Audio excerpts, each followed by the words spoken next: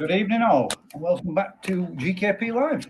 I hope everybody's good. I hope everybody's had a good week.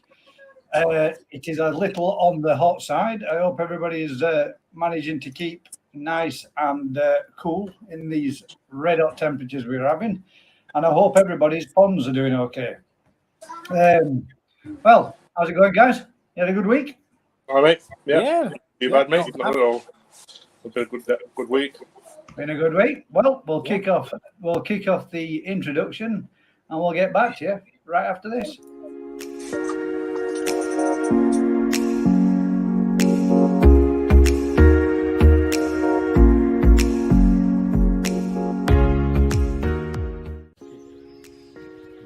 At the back.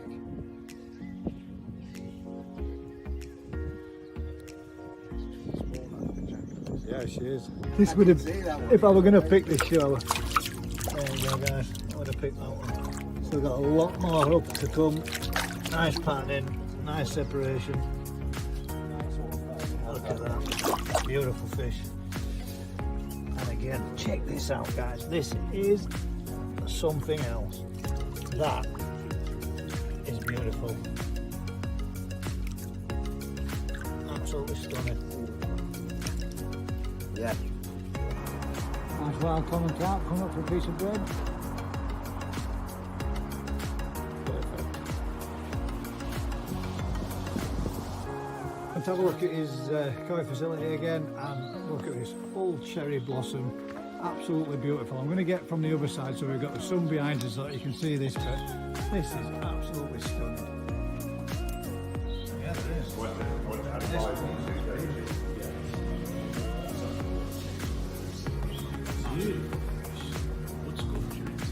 Yeah, it is.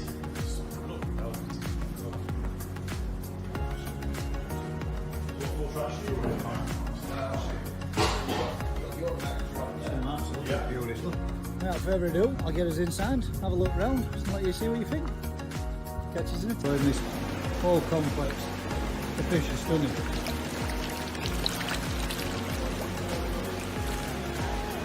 Absolutely beautiful. One bat after another. Really nice, exactly there.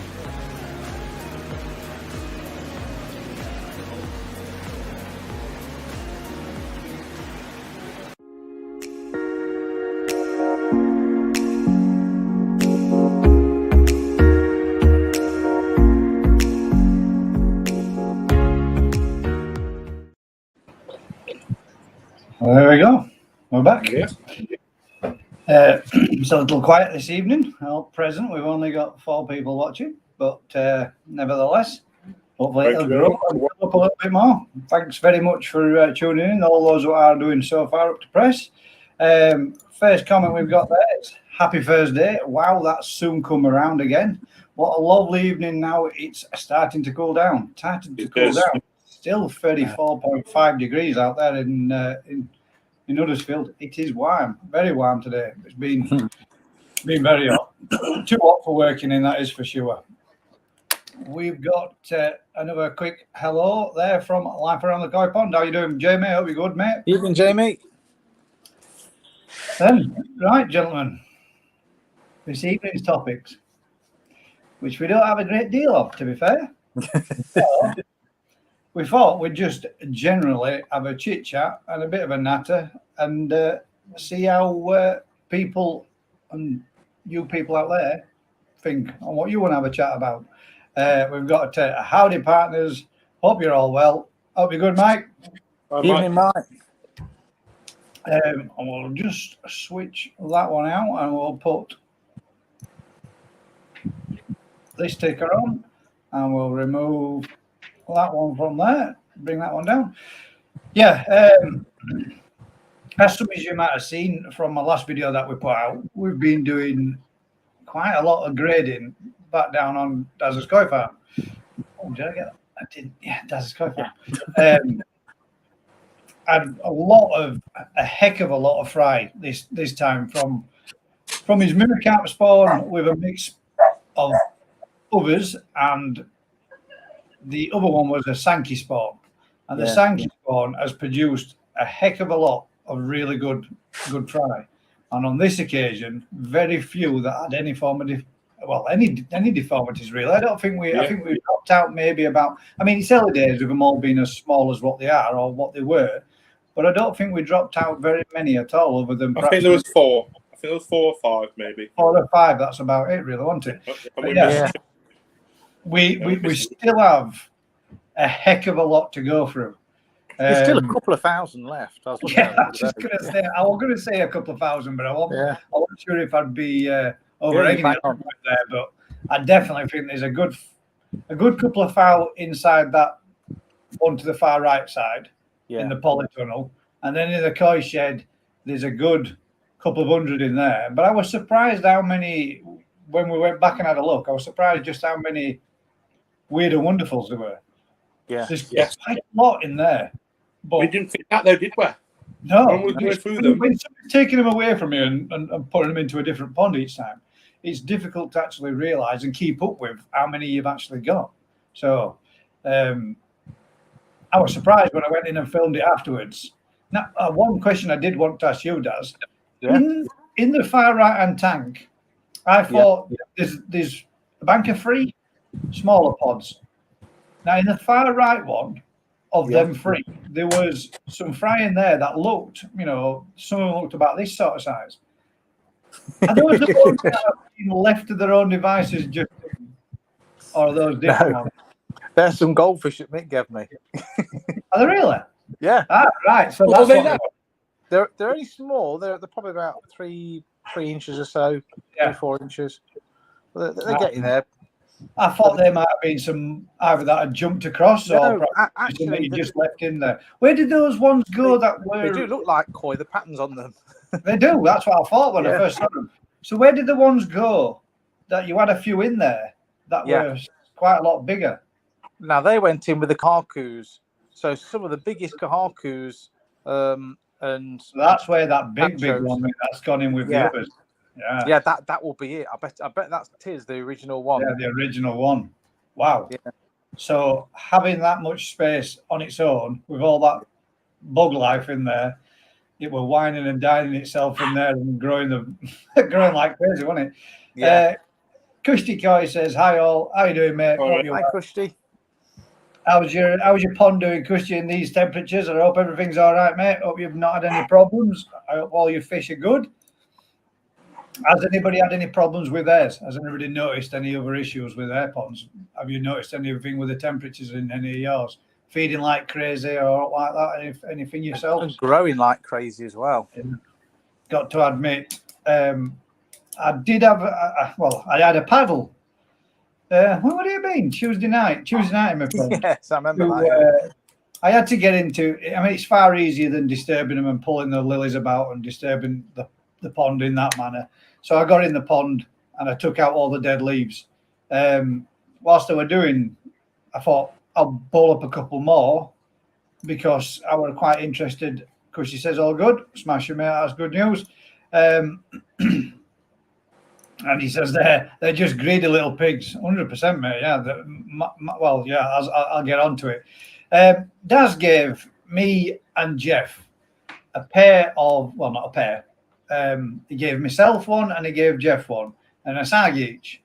And between me and Jeff, we're having his own personal little grow off to see who can get the most growth into it. Now, when I got it from Daz, and we working out last night to being, I've had them, was it 3 months? So they're into the just under 3 months, just under 3 months, yeah. Just under 3 months. So in 12 weeks, my particular one has gone from 7 cm to 19 cm. So that food that we are getting, or I'm using from Quinnikoi, although it's not their top spec stuff for the growth and all the rest of it, it's the mid-range one, is pretty damn good because it's putting some good size on. And I did measure up quite a few overs on my fish while they were swimming around and cruising around me. I dropped a bowl in and I just scooped them up and popped them in and give them a quick measure. But some of them, on average, all seem to have grown since the last time I measured them, which I think is a couple of months ago. The last one of the measuring up, balding up videos that I did, they've grown on average 3 centimeters each. So some of them also, obviously. But they actually are putting a decent lot of size on and putting some good size on. I'm proper surprised. I didn't think they'd be doing quite that well. We've got they're just greedy little pigs there from Kushtet. Yeah, as I'm saying, mine have become ravenous. They're eating like crazy. I can throw 5 or 6 good handfuls on now in the morning. By the time I've had the little pup out and had him down to my garden and what have you, and then made my way back up to garden, put the food back, I'm coming back down and just double checking after the pup, and the food's gone. And I'm throwing a fair good amount in. So they had a double feed this morning before I left. One at about 6:30 in the morning, and then one at about 7 o'clock. And then they've had they've had one feed this evening, but my wife has given them one fruit day today because she's been home as well. So they definitely are. Are you all feeling better now, Mike? Hi, Daz, having to retreat the pond with NT Labs, anti-ulcer and fin rot and fluke treatment. George is looking a bit miserable, guys. Oh, that's not good news, mate. No. Have you tried chloramine tea? Apparently, chloramine tea is quite good at antibacterial. Yeah, specifically designed for fin rot, mouth rot, and ulcers and antibacterial. There you go. So, and to be fair, you only really need to use quite a small amount. I think, if memory serves, and don't quote me on this, guys, because I think what I'm saying is 1,000 gallon pond. No.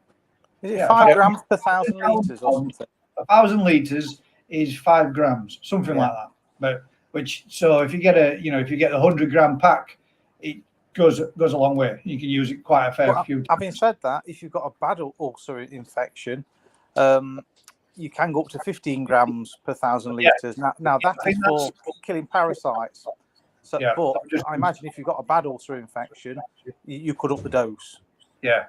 I think the other one's just a water treatment, isn't it? It is, just a disinfecting water treatment. But if it was me personally and I got ulcers, I think I'd try to up it to about 15 grams per 1,000 litres. Yeah. So hopefully, Jamie, yeah. If that doesn't work, it's a suggestion. It's reasonably priced. It's not too expensive as opposed to a lot of other treatments.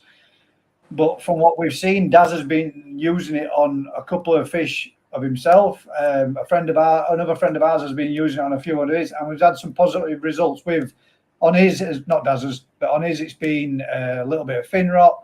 But Daz wanted to make sure with the fox attack that if there were anything untoward, that he could give him a bit of a treatment and make sure that everything were hunky-dory in case anything else has had a bit of a nick or a bit of a knock or a bit of a bump, just to make sure. So it sounded like a good idea, but a friend of ours had a little bit of fin rot and he's been using it, and it seems to have ceased the fin rot. It doesn't seem to be going any further. And we'll touch base on that one too. And this might help another YouTuber that I've watched the video of his today. We've got Mad Dog's Pond. Hi all, how you doing, Mad Dog? Hope you're good, mate. Good evening, Mad Dog, mate. Si from Up North Coy. North Coy, I didn't want to say the wrong name, but Si from Up North Coy has posted a video today about one of his tanchos with a split dorsal fin.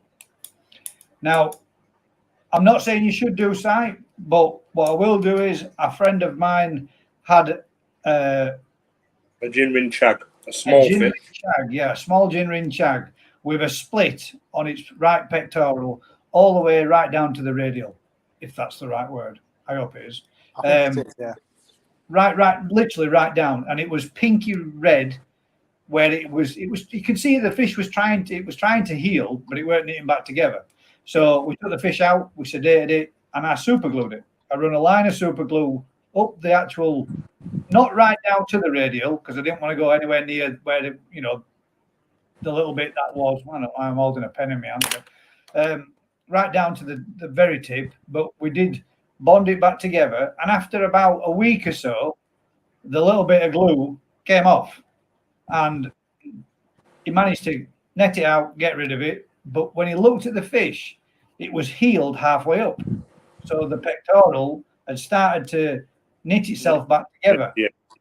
Now it is literally a couple of millimeters off the end of being completely healed back together. So just having that little bit of time, even though it was only for a week, to knit itself back together, it works. Now there is another way you can do it, which is stitch it, but I don't know so much about that one. Apparently I've seen it, but I would imagine it would be on a lot bigger fish.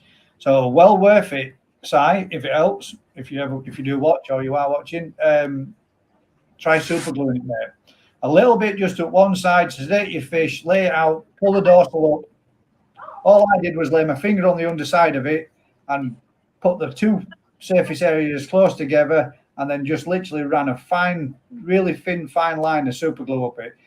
And it set pretty much instant. Within 5 minutes, the fish was back in and it was swimming around using its pectoral again, just like normal. And it's almost 100% cured. And that's taken about 3 weeks to fully mend. It's been sat in his pond prior to that for 2 weeks, 3 weeks, and not got any better at all. In fact, if anything, probably got slightly worse. So, well worth giving it a go, mate. Custy Koi, talking about growth, I think my pond is a bit overstocked.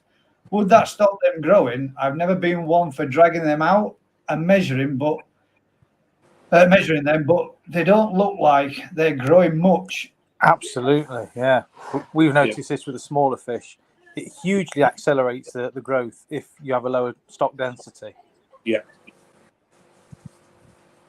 So yes, I imagine that would apply the same to larger fish. Yeah. I think the older the fish get, the bigger the fish are, the slower the growth anyway. Well, this is it. They say after 4 years, then they've stopped doing their main growth. You'll still get some growth, but it won't be anywhere like the younger That's what I growth. was saying to you, wasn't it, on Tuesday? When I measured up my kaku, it's grown CM, whereas some of the younger fish have done like 3. So it's, there's obviously a little bit of it to it. So but it's put body on that. It's put body on, though, hasn't it? Your kaku's put body on, though. Oh yeah. This time it's definitely put body on. It's put more again, so it's probably a little bit of swings and roundabouts with it. But yeah, smaller, younger fish, I can definitely say in a overstocked pond, because technically, well, mine is overstocked. That's truthful. It is definitely, but my fish is still growing. I think most of ours are. I think they're growing like crazy, to be fair. But yeah, it's that's what I mean. The only way you're going to know, mate, is to boil them up.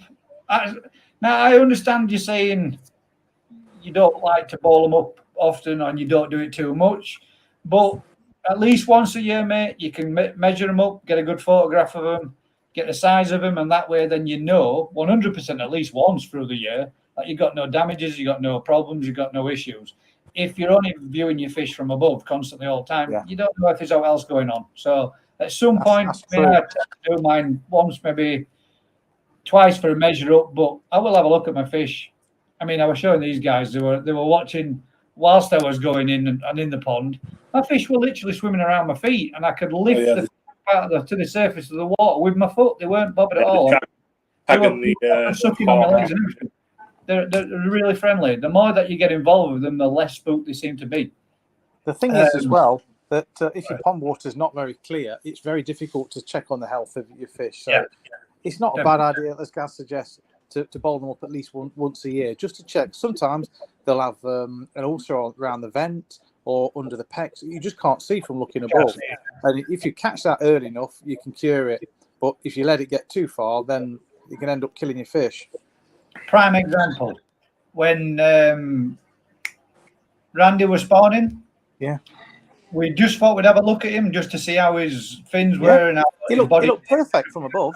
Yeah, and he was perfect, not a mark on him, but just turned him over, that one quick turnover, and just underneath he got a sore where he'd been swimming alongside with the females, trying to encourage them to spawn. He'd rubbed himself sore, so we treated it, had a good look at it, and got it sorted out, and it healed up within no time. So it's always worth just to, at some point, mate, just have a look at your fish.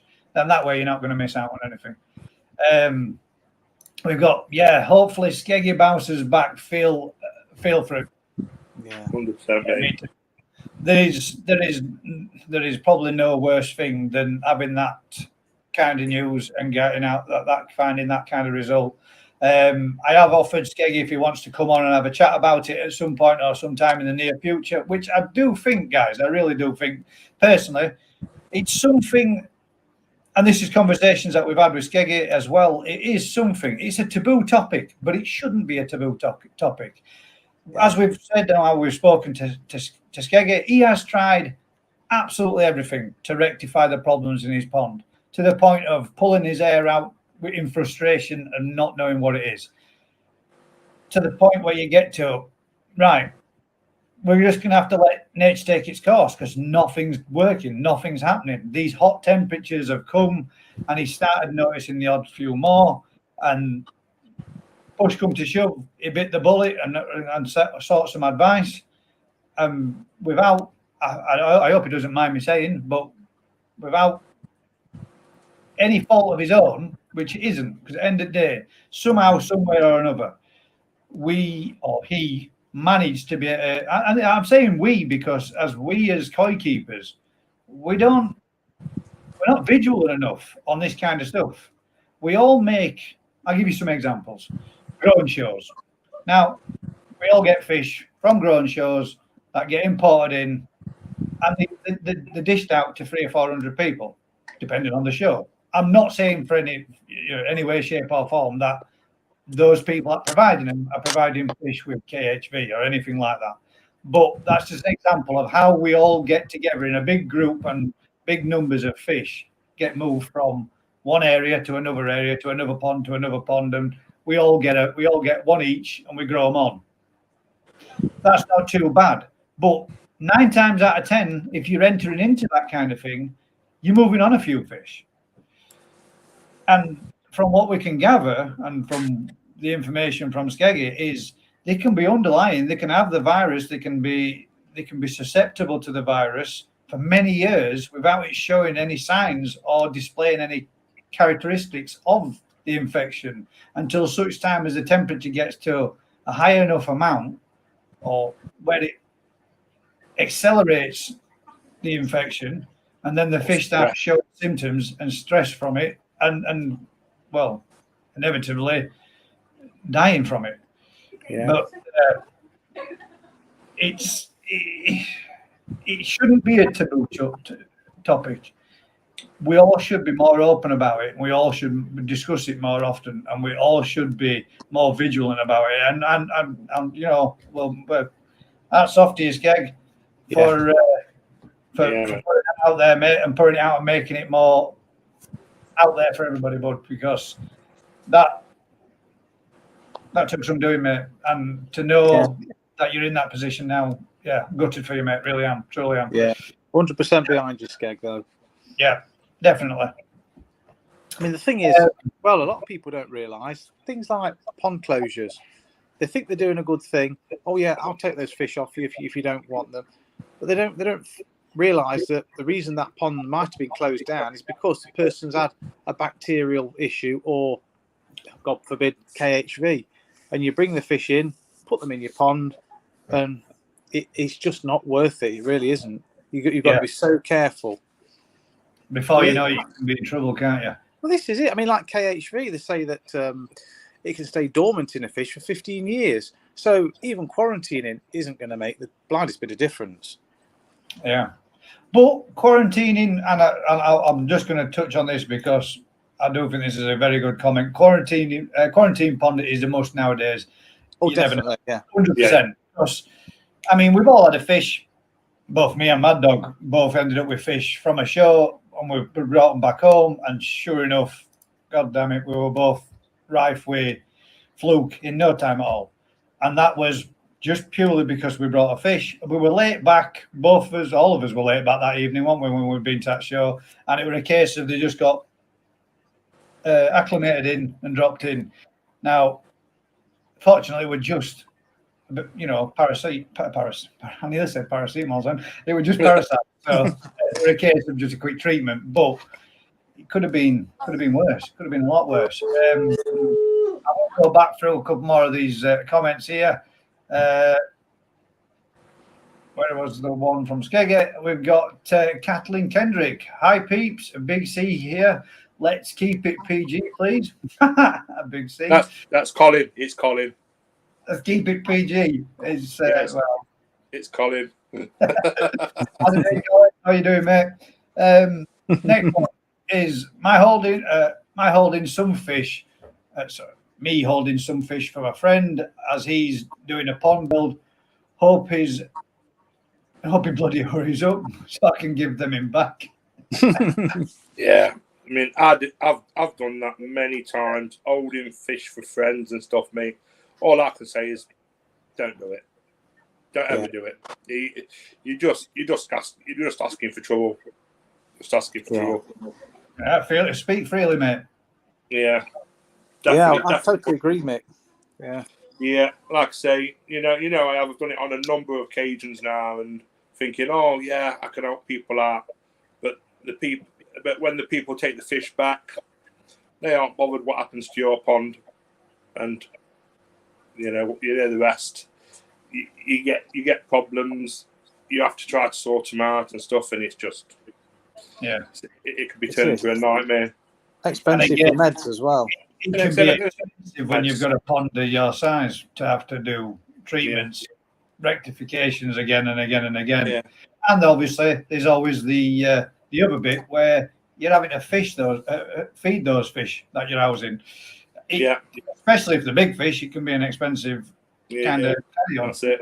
If all of a sudden your pond levels have gone from 10 fish to 40 odd fish, for somebody, while they get the pond sorted out, I would imagine you're probably feeling it a little bit there, Kushti, with the food bill as well. Yeah. We've got evening all from Alex Bishop. I hope you're good. Evening, Alex. It's been hot, sunny day. It is, mate. It has been. I'd like to say it's been cracking, but God. It's no fun working in it, is it? It's not good. It's not good when you're working in that. 35.5 degrees, and when you're working for people and they don't even offer you a drink while you're working outside their house, I mean, what's wrong with people? You got somebody outside in 36 degrees working on your house, repairing your house, and you don't even offer them a drink. Get a grip, man. That's not right. Anybody that's working in my house gets offered a drink, whether they're coming for 5 minutes, 20 minutes, or all day, they get offered a drink. Anyway, that's my gripe over and done with. I'd just like to say, somebody said like about me, like I say, looking better. Like I said, yeah, I'm a lot better, thank you. Like I say, you do look a lot better now, mate. You look a lot better, mate. You colour back. We'll say this much: you're looking slimmer in the face, fella, as well. Yeah. A few. Well, I would say a few stone because you definitely have. Yeah. What is it? What are we at now? 5? About 4.3, I think it is 4.4. 4.3. It's all positive, mate. It's all good. Yeah. My view window is overstocked as well. Wait, it's done, right? You know that bow front fish tank I used to have. Yeah. Has he put a sky pond in? It's put a sky pond in it. Yeah. I think they're cool. It absolutely looks wicked. Yeah, I've seen another guy that's done it with a massive, great big tall. It's like, I think it's like, those tubular ones that you can get those cylinder tanks. Oh yeah, one of those cylinder tanks in. So it's like nearly 5 foot tall, standing out of his pond. And that was he's only got, on this particular video I saw, he's only got like goldfish and bumpkins in. I'm saying all that. I mean, each to their own. Everybody keeps their own type of fish, but they look sweet when they all come up inside there. Yeah. Just sprinkles a little bit of food on underside of it, floats up to the top. They come up like. Colin, if I'm allowed to send the picture to Gaz, let me know, and I'll send it to him, and he might be able to show it on here if it's okay. I'll be able to share it. Yeah. We've got a boom. Cool. There he is, the man himself. Hope you're good, mate. No, I won't say what he's just shared with us because I don't want to talk about things that other people might use on their own channels and all that lot. So, but yeah, it's had some good news, some good, and all that kind of stuff. Get a view tank. Get a view tank. There's the comment I'm putting, but totally agree. That is a very good comment. Yeah, that's absolutely right. If you've got room for it, guys, that is a must, 100%. If you can quarantine them. Now, obviously, as Daz said, KHV ain't going to make an ounce of difference unless you're heat ramping them to stress them, to try and bring it out of them if you can. But yeah, it's one of them things, and it's not easy to do, to heat ramp fish and all the rest of it. Well, that's why a lot of dealers don't do it when they bring them into the country. They should all heat ramp Japanese fish. I've just sent it to you guys. Some don't. So we'll see if we can pull that up later on. We've got hi guys. Sorry, I was on the beach. No, you son of a. Hey guys, I was on the beach. Mike. Oh, mate. I wish I was as well, Mike. Sorry guys, I was on the beach. No signal there. Now off the beach, on the recliner. Kick back and relax, mate. Enjoy. Yeah. I've never not quarantined. I'll never not quarantine now. CFAS advised at least 20 degrees for a month. Yeah. Yeah. Nothing like a long cold drink. Yeah, you're right there. Can totally agree with that. With ideally with some hops. Or aperitif. That's what he was trying to talk about. Aperitif. Aperitif. Yeah. Yeah, you've been hitting too many, Mad Dog. Skeggy says, hi guys. View tank question, as in a sky pond. Yes, mate, as in a sky pond, yeah. Maybe I'll take a 7-mile drive to the beach. Yeah. There is some bastardos in here tonight that are on the beach. Hopefully, I might get to see one this year. I doubt it, but you never know. Well, any other topics you chaps would like to bring on? Skeggy, would you like to share any more information on what would you like to join us and have a bit of a chat about what you actually did find out, or would you rather save that for later on? I got a pair of false teeth. Sorry, I didn't bring that up there. I got a pair of false teeth.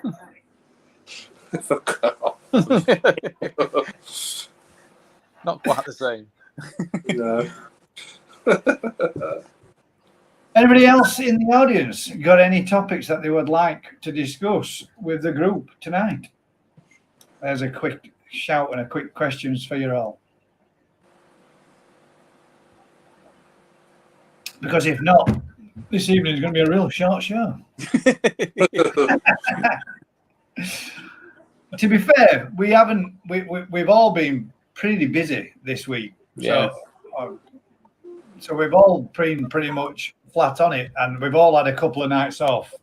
So there haven't been many topics that we've been really talking about amongst ourselves. I will double check and see if there's anything on the Facebook group. This is going off topic a little bit, but me and my workmate Rich, we've noticed, I suppose it is aquatic related, a lack of birds everywhere.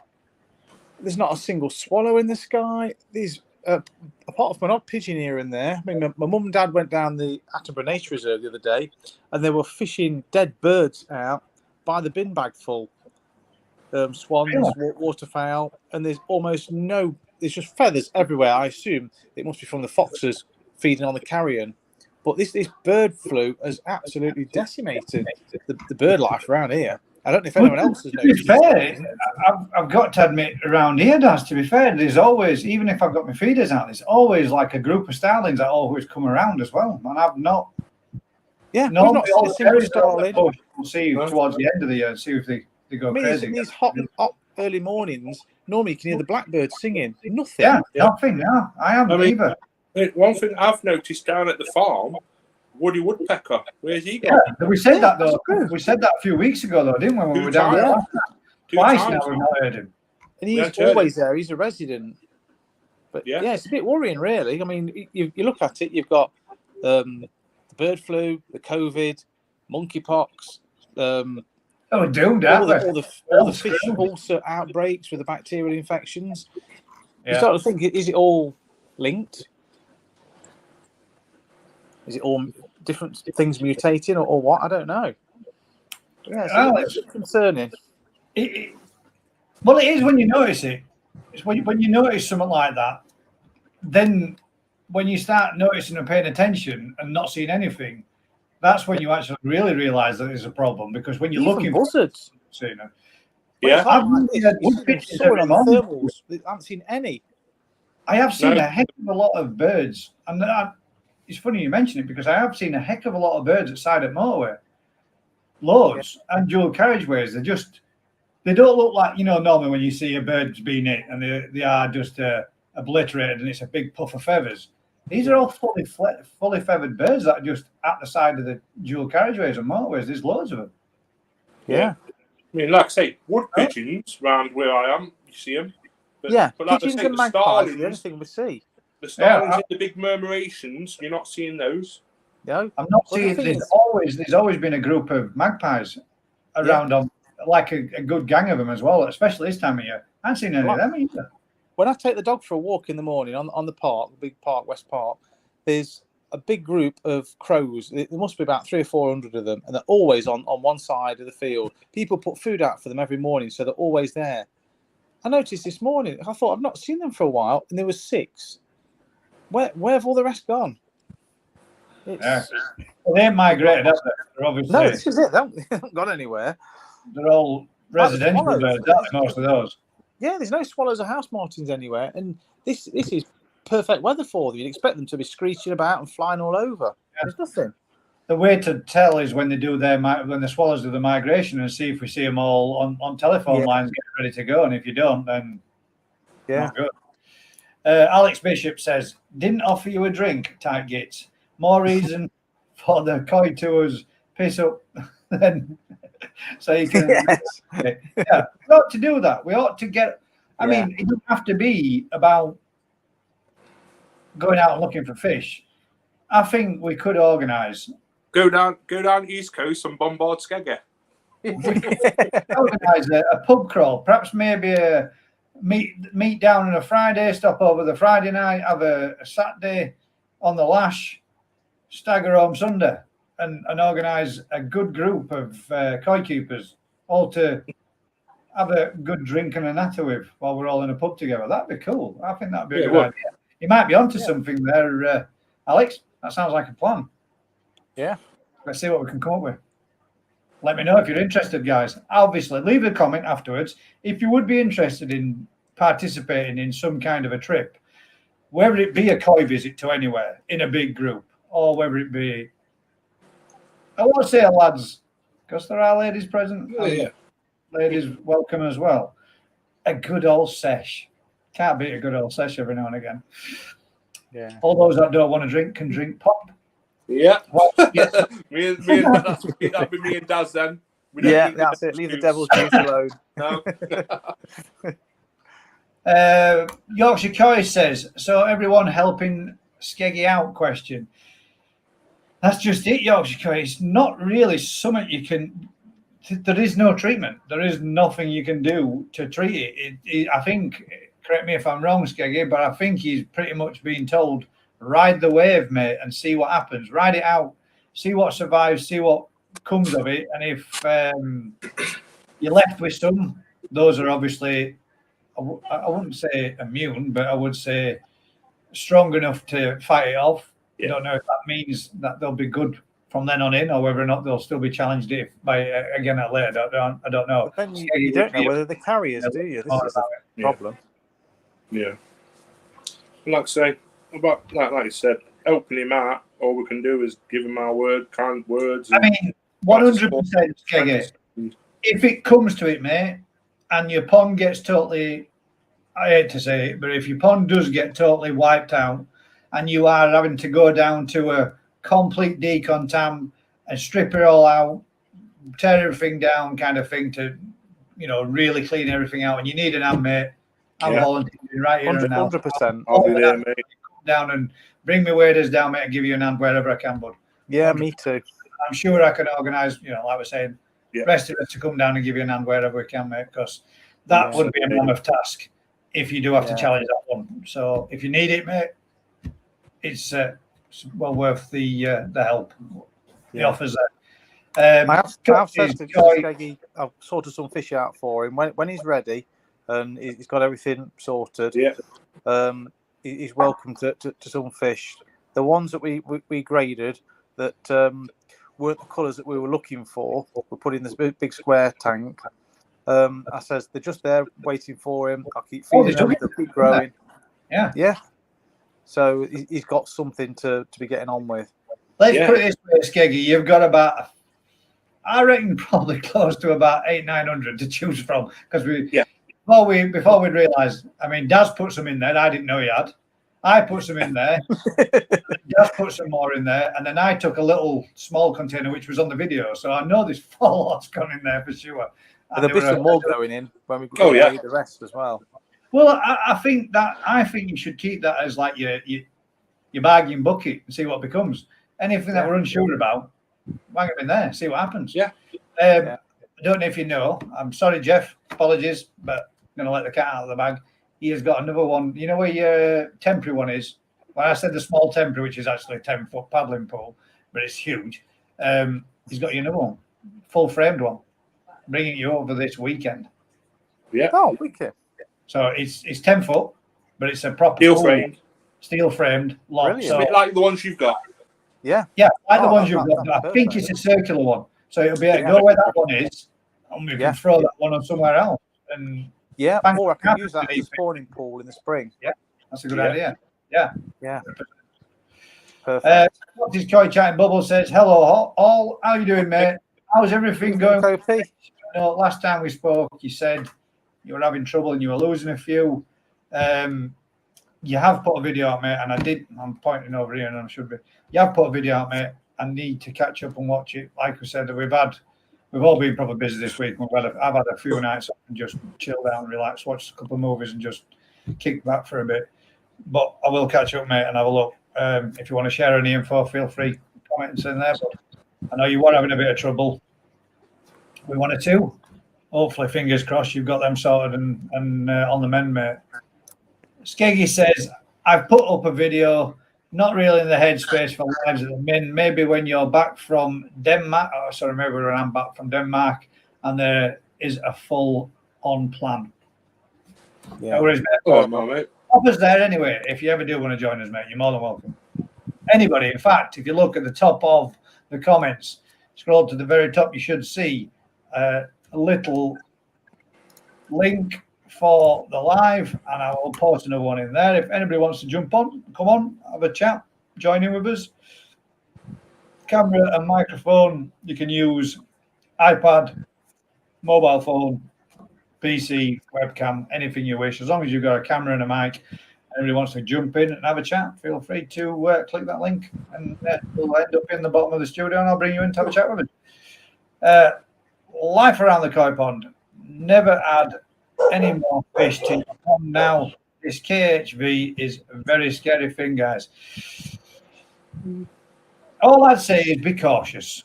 And my advice is, right, this is what I do, and it's something I've always done from day one. You go in anywhere, you see one fish that looks iffy, I don't purchase from that shop, and I'll never purchase from that shop. That's it. If I go in and I see dead fish, I don't purchase. If I go in and see ulcerated fish, I don't purchase. That's just me, but up to press, that's work for me. So that's what I do. Yeah, that's pretty sound advice, to be honest, guys. Yeah. Same again, if you see fish flashing, don't buy them. There's always a reason they're flashing. Yeah. People say, it might be the water parameters. Well, in my experience, 9 times out of 10, it's parasites or some other issue.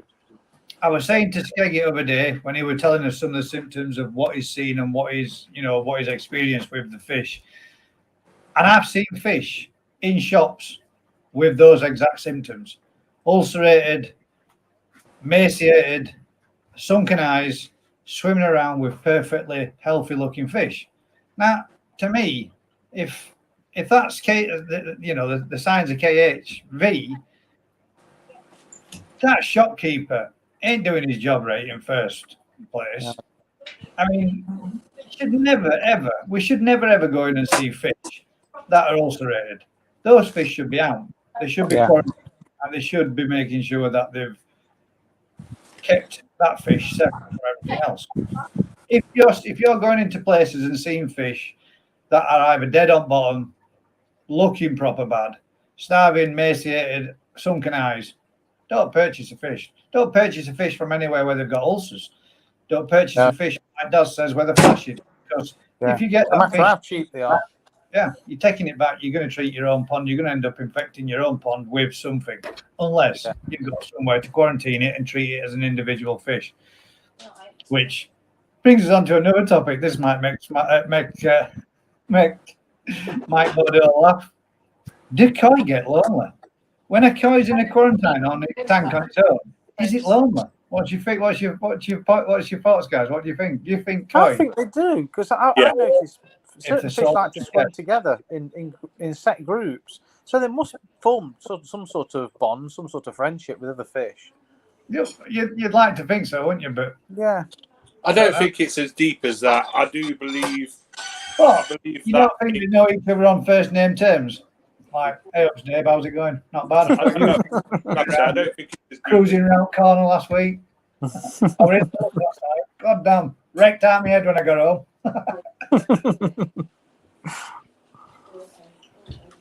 You're not reckon then? Just to answer the quick question there, the dog is doing fantastic, absolutely brilliant. My son's literally just walked past because I think he's. The best bit is, more than anything, is that what we've done, taking a pup ourselves and a pup my daughter. He's been here to see his sibling, so they've been up today.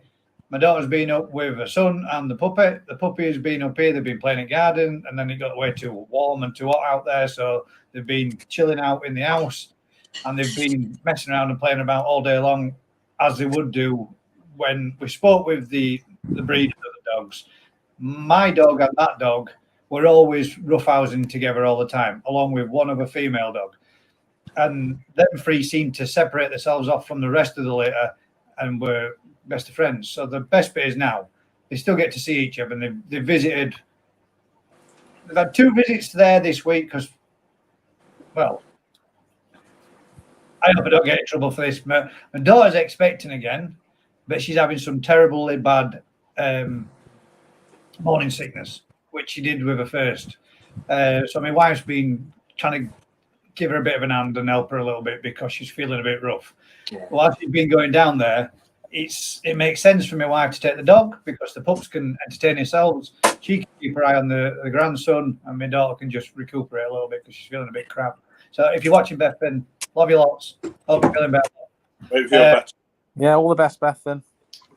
But it's, yeah, absolutely fantastic, mate. I think, and I'm going to say it now, right up to press, probably the best dog, pup-wise. Still, I mean, 10-week-old this Sunday, clean through the night, every night since we've had it. Not a single accident, not once. That's rare. That's good. That's good. Really rare. I mean, most dogs don't like to mess where they lay, but when they're puppies, they kind of just use a toilet. He's got a puppy mat in there, in his bed area, but he hasn't used it once, which is fantastic. And he's going from, last night he went from 10:30 till 6:30 and not had a single problem. And there you go.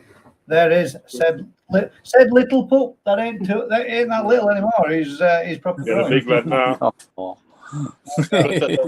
Glass has just got licked again. But yeah, absolutely fantastic, and he settled in really, really well. Well, Gaz made a bullshit statement of the week or of the month about 2 weeks ago when he got it. That dog will never lick my face. Gentlemen, you must get it live. Hey, well, the only thing is, right, when you're talking about pups being in an house, yes, he does. And it does creep me out a bit. I don't particularly like it. I know you don't. If anything can lick its bits, I don't fancy it licking my face. But when you've got babies in the house, I'd much rather it be licks than nips, because when you've a toddler wandering around, call it He's licks. been brilliant. one. It's a dog's way of socially grooming you and accepting you as being the upper rank level. Yeah. So whatever he's young, yeah, he can get away with it. But your other little man, I won't say his name because I don't know him allowed. He's been brilliant with the pup centre. Teddy.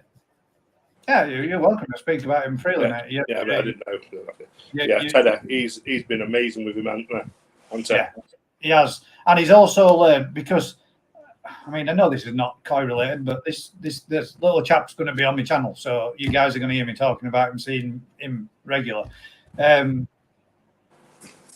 I always make a bit of a noise, me, when I want a dog to pay attention or to stop doing something, and Teddy's learned not to do the exact same noise, but he's mastered his own little noise and just gives him a bit of a push to, pushes his hand away to him, and they leave him be. They'll give him a little bit of a lick, and then they go off doing their own thing, which is far better for a baby, because he is a toddler, to be able to, tell the dogs, I don't want pestering, leave me alone, and they're listening to him, so which is good. So yeah, to answer your question, mate, he's doing fantastic. He's brilliant. Toxic Koi, chatting bubbles, cooking salt and koi salt. Is there a real difference? Yes, mate. What? Oh, I'm going to add somebody to the stream. We have a guest. Oh, and koi salt. Is there a real difference? Oh. Yes. We've got a little bit of feedback on microphone there, we have a guest. Oh, Mad Dog. Can you hear yourself live on the video that you're watching? Feedback on microphone. Turn your sound down. See if I can get this to work. I don't really know what I'm doing at the moment. So bear with me. There you go. That works well. Is that working? Yeah, perfect. Coming through clear. Can you hear us all right? Yeah, just about. I had it on the telly as well, so bear with me. How's everyone? All right, thanks, Booker. All right, thank you, mate. You? Mick, you're looking really well, mate. Thank you. Looking loads better. Yeah. Yeah. Okay, let me try and see if I can get it on the telly as well, so I can hear as well. So bear with me a sec, because I'm not very good with phones and hearing, as you can. Just bear with me a sec. What is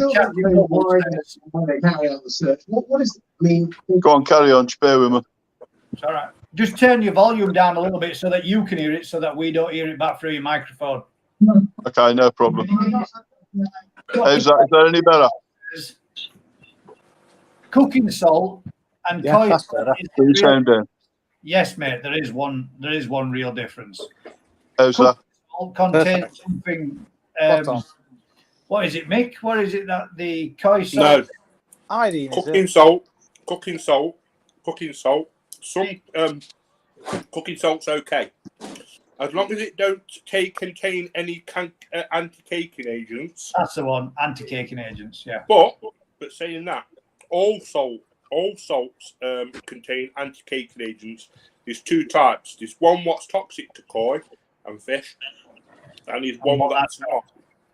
Because if you have a look, if anybody buys that PDF salt or PDV salt in the big blue bags, it does say it contains anti-caking agents.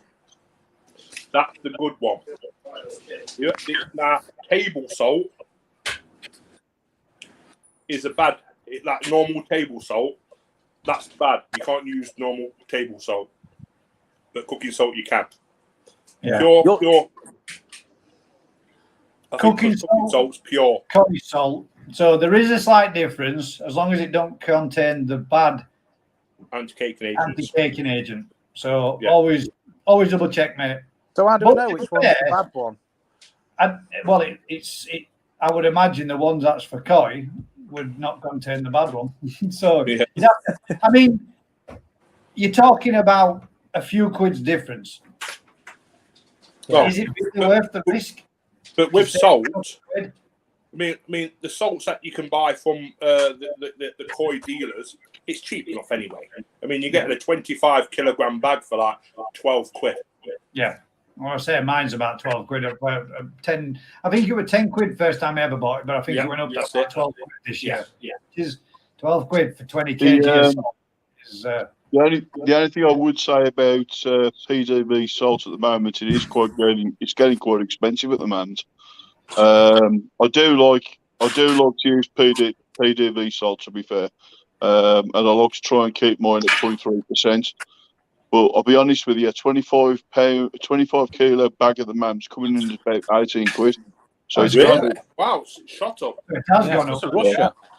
It's gone up about 6 quid in the last 4 months. Yeah. I think most of it comes from Russia, doesn't it? The salt. Yeah. Salt mines or whatever. I just use it as a tonic. I don't use it as anything else. I just use it as a tonic. So anytime I get any new fish, or if I'm using the quarantine tank, I mean, obviously I've had to learn a very, very, very, very, very valuable lesson over the last couple of months. Daz will know exactly what I'm talking about. I've literally had to start all over again. So I've been there, done that, got the t-shirt.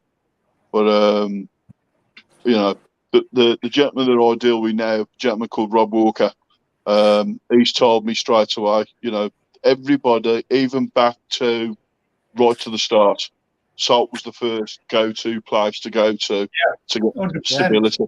Old school, wasn't it? Yeah. Before these meds were even invented. Tried, tested and proven. I mean, I don't understand why more people don't use it regular anyway, especially, like you say, as a tonic bath. Any slight issues, giving them a salt bath individually, mixed like a horse with his nose in saddleback. All right. Trying to tie that down well, as if we couldn't. You know, you can drop yourself out slightly off at the stream and come back in. You don't have to mix so that you feel like you have to ram it down so nobody can see you. No. Feel free to drop off 2 minutes if you want. No, you're all right, mate. But How's the bites, Mad Dog?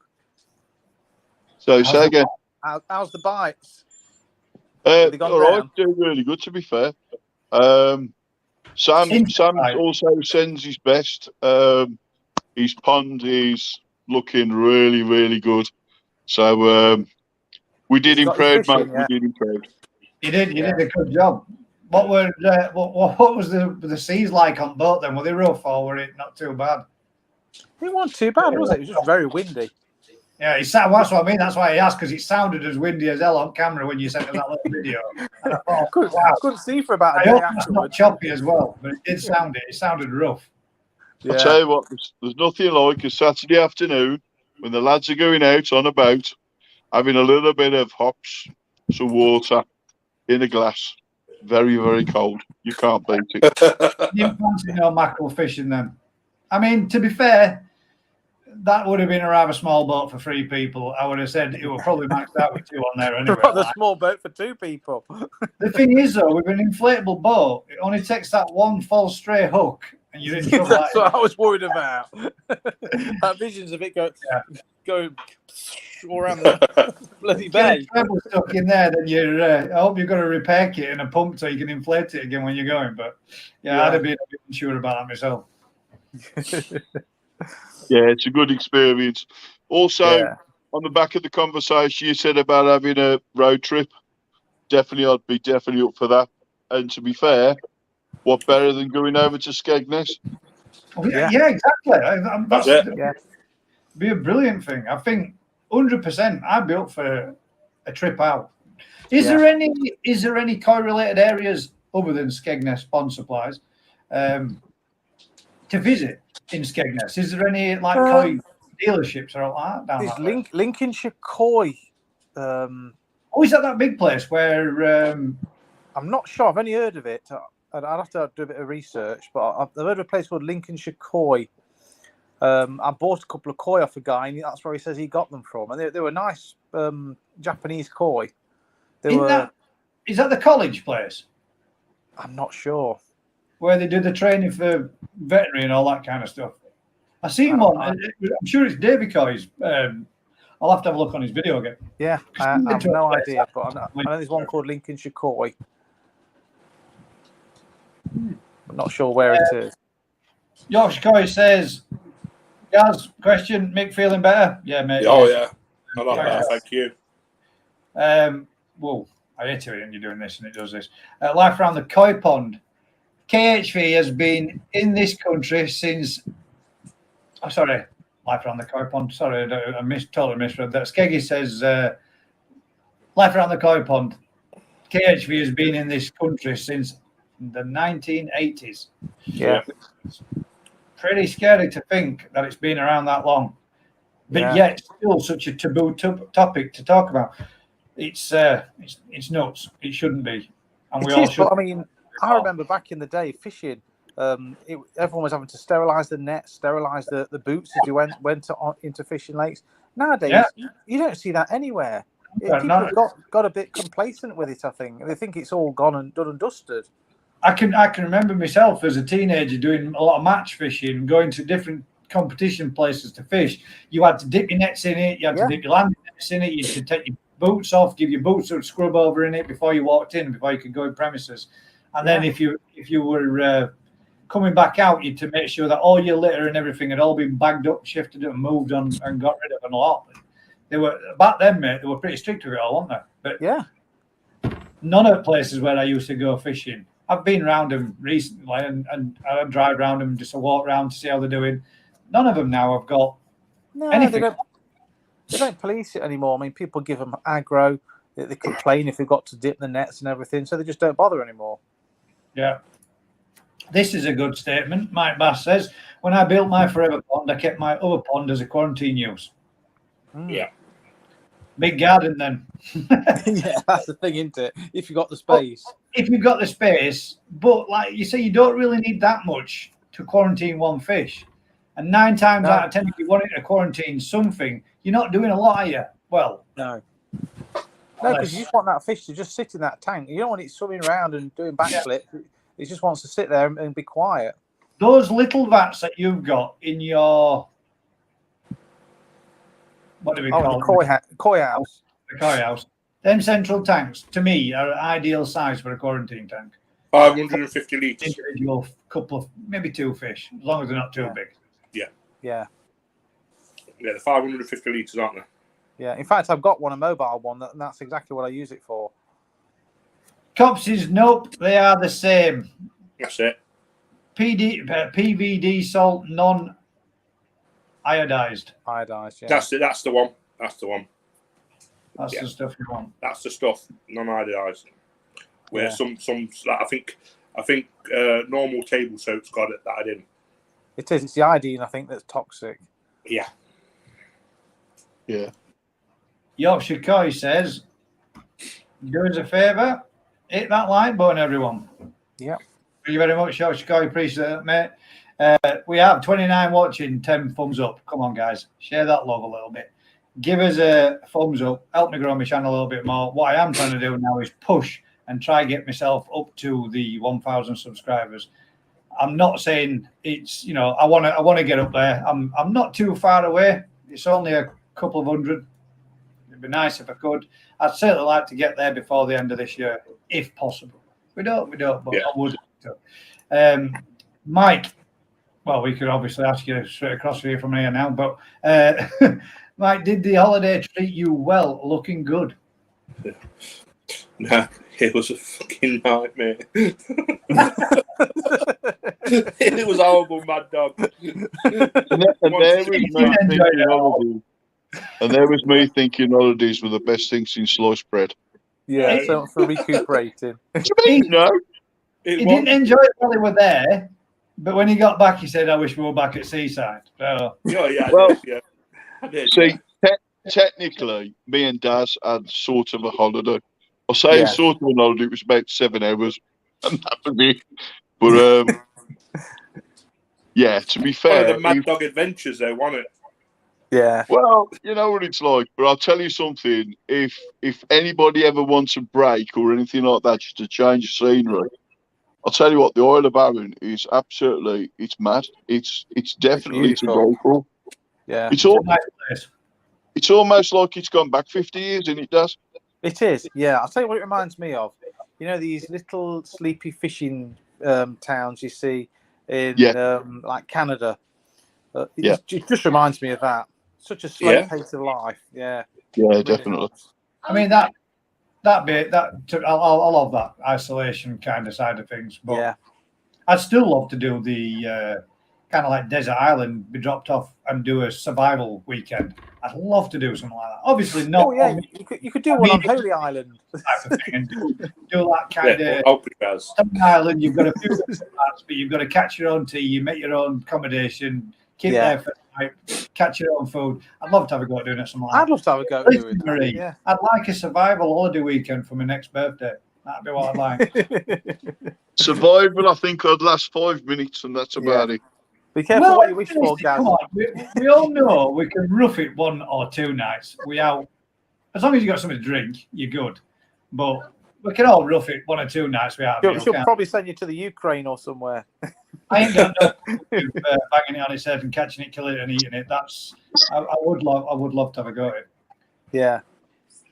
Yosh Koi says, help Gaz get to 1,000 subs, everyone. Thanks very much, Yosh Koi. Appreciate it, mate. Kathleen Kendrick, Woody Woodpecker was eaten last time we were there on. Yeah. That's what was on the Barbie. It wasn't chicken. We all had chicken breast, that's what you thought. We had confirmation in Ilston. Oh wow! Oh wow! That's close to home to us, though, isn't it? It is, yeah. Not far at all. Yeah. Skeggy says they've got buzzards, red kites over here, and resident owls. See, they're all birds of prey, though, mate. Now, birds of prey tend to do a lot better when other things are dying in and around them because it's more carrion. Scavengers, a lot of them are. Buzzards and red kites both go for carrion, don't they? So yeah, Banner be doing okay. And owls and robins are still about. Yeah, that's strange about the red kites being over there as well, isn't it? They are spreading further afield, though, aren't they? Because on average, most red kites have 1 or 2 young. They'll concentrate primarily on the strongest of the 2 if food supplies are short. But when that bird becomes old enough to fledge the nest, then they kind of shoot out of that territorial area. So if you think that one moves on, finds another mate, does the same thing, eventually they're going to spread out further and further and further. Because when we went down to Vince's, there were loads down there, weren't there? They were just like starlings everywhere, weren't they? They were common as anything. It was common as everything. But here, I mean, Gaz seen one at Junction 28, 29 the other night on the way in. Junction 29 the other day, when that's way up from Daz's line. But I did saw one just cruising along left-hand side of M1. Yeah, that's rare though to see it. It is. I've never seen one here. No, I have no. Loads of breakouts this year, but biological been a nightmare. It has. Absolutely. And for a lot of people, a hell of a lot of people, this again is something that wants touching on by as many people and as many YouTubers as possible, and as many koi keepers communities as possible, because it is becoming crazy. It's probably affected 1 in every 3, I reckon. Yeah. It's bad, really bad. Well, I was going to say, I'm putting out, obviously, one's going out on mine Sunday. I've lost about 3,000 quid worth of fish I have. Jesus. And definitely it's coming from a rogue fish. There's no doubt about that. Yeah, we're thinking now it is fish to fish transmitted, this bacterial. Any idea of your source, Mad Dog? You don't know. None at all. No, you can't name. I've got my suspicions. No, I'm not meaning to name. I'm not naming. Yeah. I'm not meaning naming and shaming of people at the end of the day. I just mean, do you know where not to go again? The biggest problem I've got is there's a couple of sources that obviously the fish have come from. Obviously, you'll appreciate I can't put any names out. It would be wrong to do that. For the simple reason is I can't 100% turn around and say it's X, Y, and Z. Yeah, absolutely. It's a tangled web. When you try and trace it back, you can never be 100% sure. You can have your suspicions, but I mean, the people that supplied them must know. Well, I know somebody that has bacterial issues, and he can narrow it down to 2 because he's only got his fish from 2 sources, which is again the same. It's not my place, it's not my pond, and I'm not going to mention it. But that's bad when you know that you can narrow it down to 2. But again, still the same. You can't say one way or the other. But let's just say one of them we already know.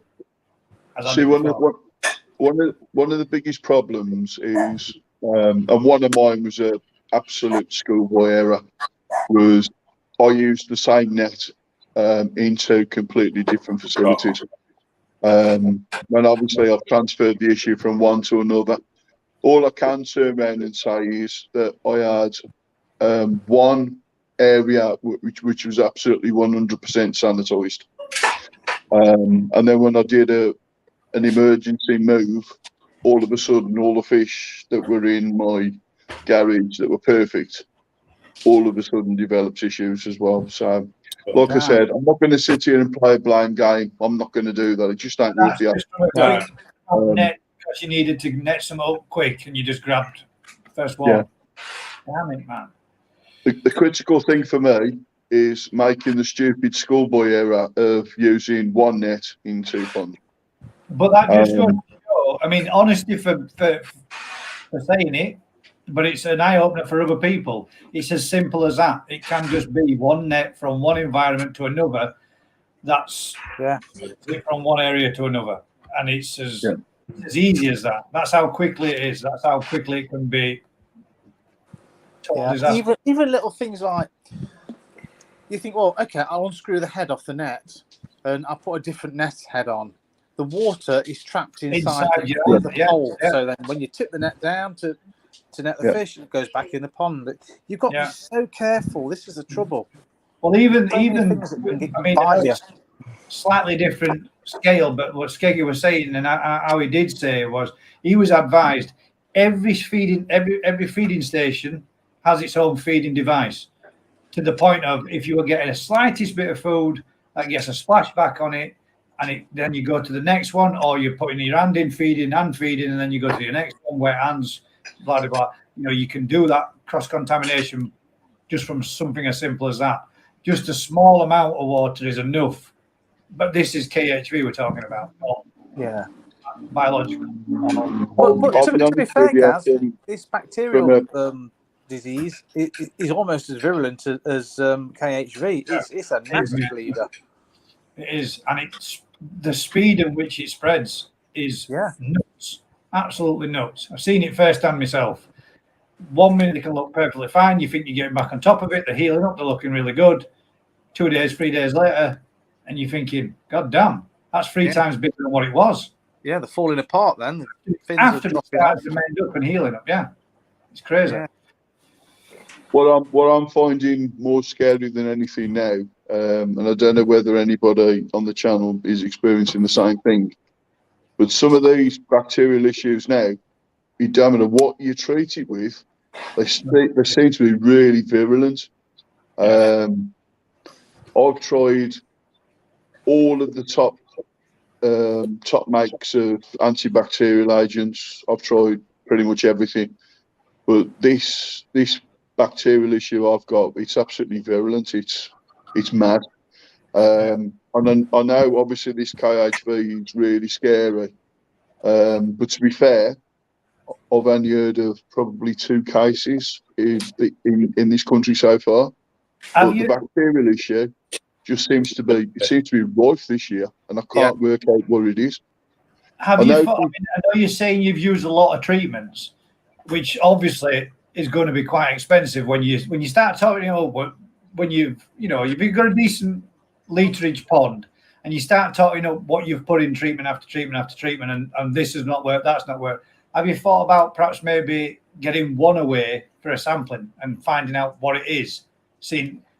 I mean, you might have to invest something in there to do so, but at least you might save from trying any more other products and having it tested to see if you can find out what it is that they've actually got. So Daz will know this. So Daz will know this. What I've done is I put 2 of the fish in the freezer, and they've been sent off to be tested. It's 6 weeks before I get the information back, and at a cost of 175 quid. So it ain't the world's cheapest thing. The problem that you've got, the problem that you've got now is I could have had a biological issue that was on the fish. The fish could have died. That bacteria could have died with that fish, and then another bacteria will have taken over while it had died. Yeah. The problem you've got there is by the time it's been and had an autopsy, it could identify a completely different bacteria. So you're now treating for something that wasn't didn't exist. All the fish were in there, yeah. Yeah, but it's 175. You've got to send it down to Kent, and it's £175. But you have to freeze it, and then you have to send it down in a polycarb box for it to be done. It's 175 quid, but it's hopefully it might give me some indication of it.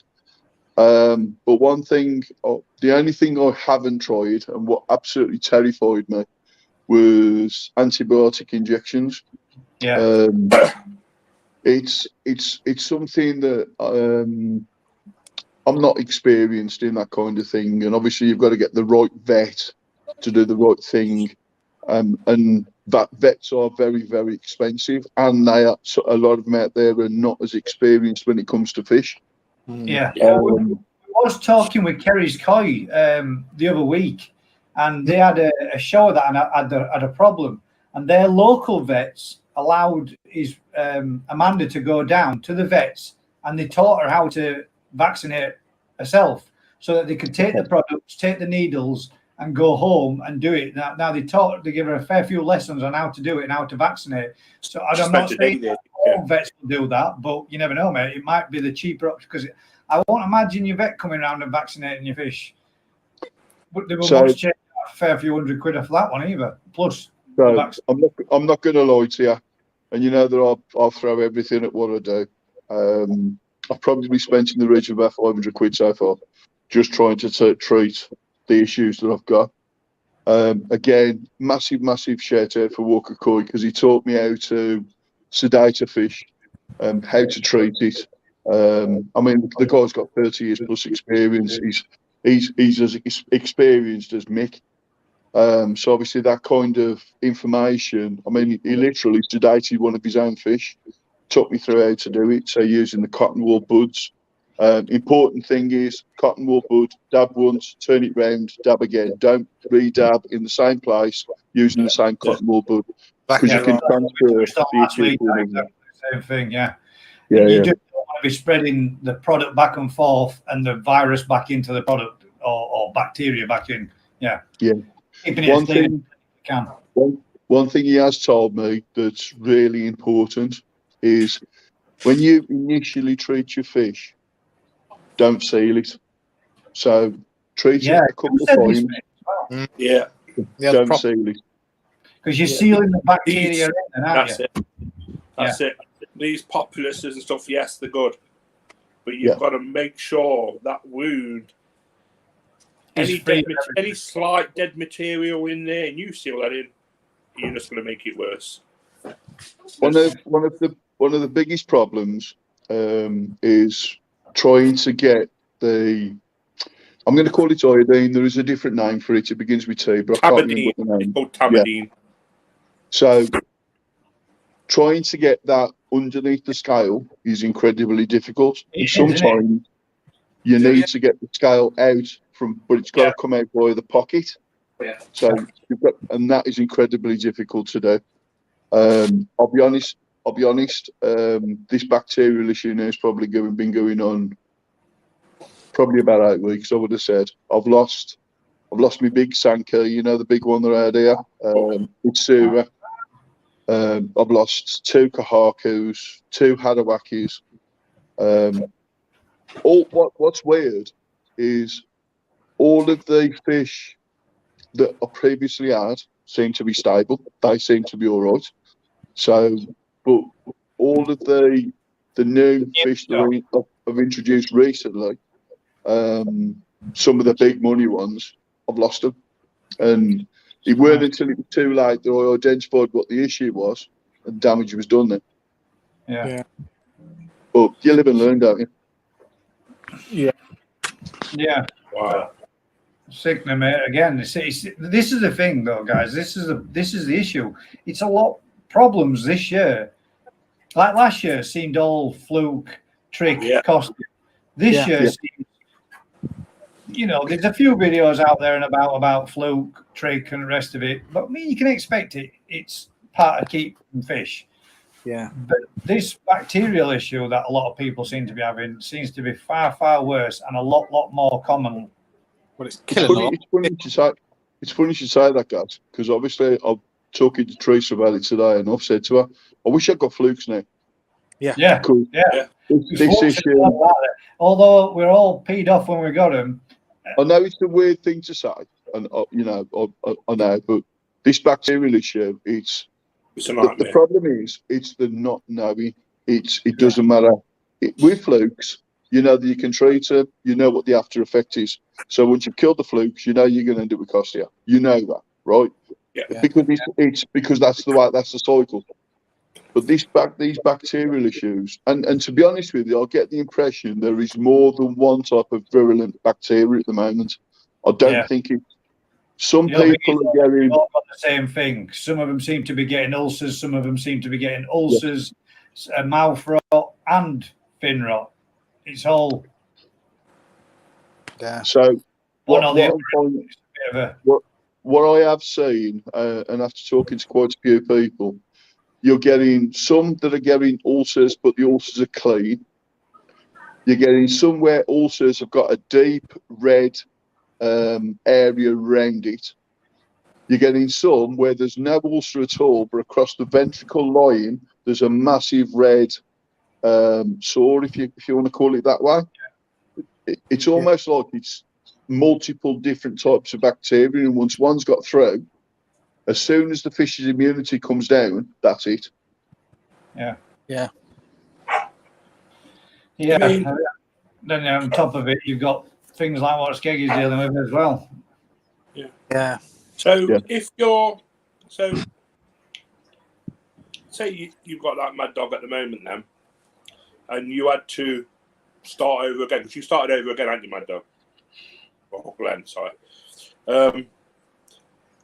So have you had to rip out your pond liner, filtration, stuff like that? Because you've treated with all these chemicals and nothing's took that bacteria away. So is there a chance of secondary infection when you start adding new stock, new fish into that? I would say absolutely 100%. For me now, what I've done now is I've contained all the fish in one pond. Everything else has been absolutely sanitised. I've used industrial bleach to literally clean and sanitise everything down in the two other ponds I've got. So the quarantine tank I've got in the garage and the pond that I've got at the top of the garden, both of those now have been sanitised with industrial bleach, and they've been left now, and they will stay there at least for 3 or 4 months now, so it'll all dry out. What I am doing now, and I've started to take ideas from Gaz. So to be honest with you now, the first sign now that I get of any issue with the fish, literally now it goes into a bucket and I put sedate in there, and I call it. It's as simple as that. I hate to say it, mate, but I think if it is fish to fish, which it seems like it is, it doesn't see. You can't put that level of treatment into water and it still exists within the water. It can't be. It can't. Well, it's my opinion is it can't be. It's got to be fish to fish. I think I've got I still need to prove it, and it's taking a long while to prove it. I think I've got a carrier. So I think there's 2 carriers with 2 completely types of issue. Because so they're infecting everything else, but not getting it themselves. Yeah. And there is a pattern there. So, but obviously I've got to narrow it down. I've got to, like I said, I've got to be careful what I say and how I say it. But what I will say to you is, some of the fish that I thought were absolutely 100% clear weren't. And that's, but there's a pattern, because where some of the fish that I've got were all part of the same community, if you like. I've lost some out that community, but there's a few that you can't even see a mark on them whatsoever in any shape or form. Now, but I can't say it's this fish and it's this bacteria. I just can't do it. So hopefully, with fingers crossed, then with the results when they come back. I mean, it's a while to wait, like, but hopefully that might give you a little bit of something that you know what you're treating for, and you might get some advice on what to treat with. Then, like you get, like you just said, though, you could have 2 lots. You could have 2 different forms as you get, and you're getting 2 different results. But hopefully, you tried sending off 2 fish that were of both category or one of each. Yeah. Well, it'd be nice to be the same, but you just get different symptoms from it, and it's the one treatment for both, and not 2 separate, because that could be an absolute nightmare. Treating for one and then having to treat for the other, because you can't put 2 treatments in at the same time, can you? You'd have to separate them out. Leave it like 2 weeks apart or whatever. Yeah, and then in that time you're losing more. We'll just touch base on a couple of comments, because there has been a fair few coming in, and then we'll come back to it.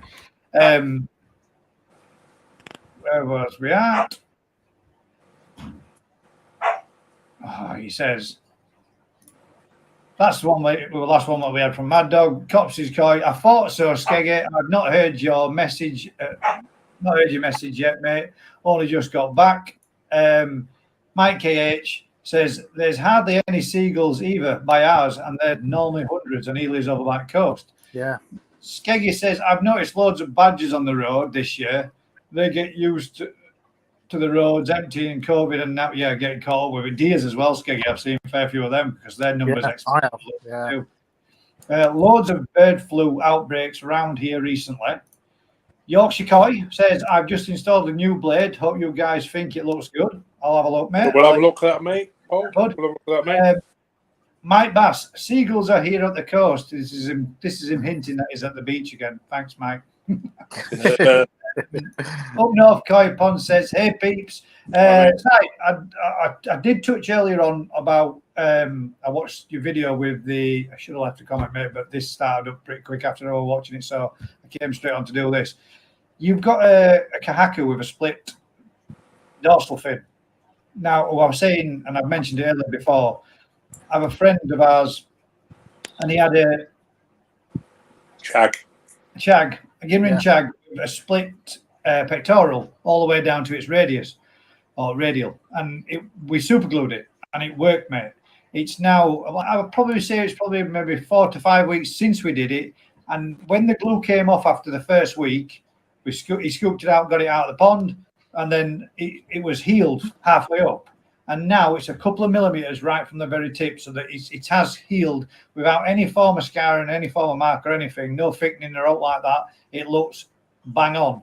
It might be well worth sedating your fish, mate. And what I did to do it, I mean, I'll go over it again, but all I did was lay the actual affected fin on top of my finger, and then place one side by side and just run a fine line of super glue down the actual tear, and it nipped it together.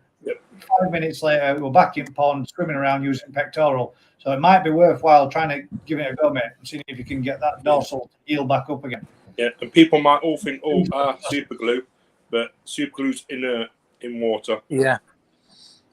Super glue is really good, but don't try and seal your own cuts up in your arm, which is what I try to do. Especially if you leave the metal in there. Yeah, if you use the activating spray as well, it will generate heat to it, and it burns like crazy. So don't do that. No, just inert. Mad Dog says, I'll be up for it. So we're going to try and see if we can organise some kind of an event, guys, where we get a bit of a beer session, a bit of a day out with everybody. The more people that's the, when the show's finished, leave a comment in the afterwards. Anybody that's up for it, anybody that's interested, let's see if we can get a little bit of a day out or a lads and lasses weekend break where we have a few beers and have a natter. And if we can, we'll try to involve a pond visit or a store visit or a koi farm visit at the same time. Yeah, fishing. Could be all. I'm open to anything. a good little break, a weekend break where we can all get together and have a laugh. I think it'd be a great deal and a great bit of fun from everybody. Yeah. Skeggy's Pond says, only if you're bringing garden tools and shovels to build a new pond, mate. If you need, 100%. I will bring shovels and bring. We could do that. Mate. We can do that. I've got 5 shovels in my shed, mate, so we've plenty to go around. Yeah. I'll tell you what, if you want a pond building, you want to do it in less than 24 hours, he's the man. That's it. Without a shadow of a doubt, mate. I've just bought There's a a new nice concrete shout out plate there as well. from, sorry. There's a nice shout out there from Yorkshire Koi. Everyone, Skeggy's Pond too. He offers good deals. He certainly does. And good service as well. Like I say, people can send him some love, support if they need any pond treatments or pond bits. Be nice. Like I say, share a bit of love with him. 100%. Skeggy says, yeah, no treatments. It's nature will do the thing. Then nothing out of the pond unless it's in a bag. Yeah. Absolutely. Guy says, hi all, hope all is good, enjoying the sun. How's your fish doing, mate, with the ulcer that you had on inside your kaku?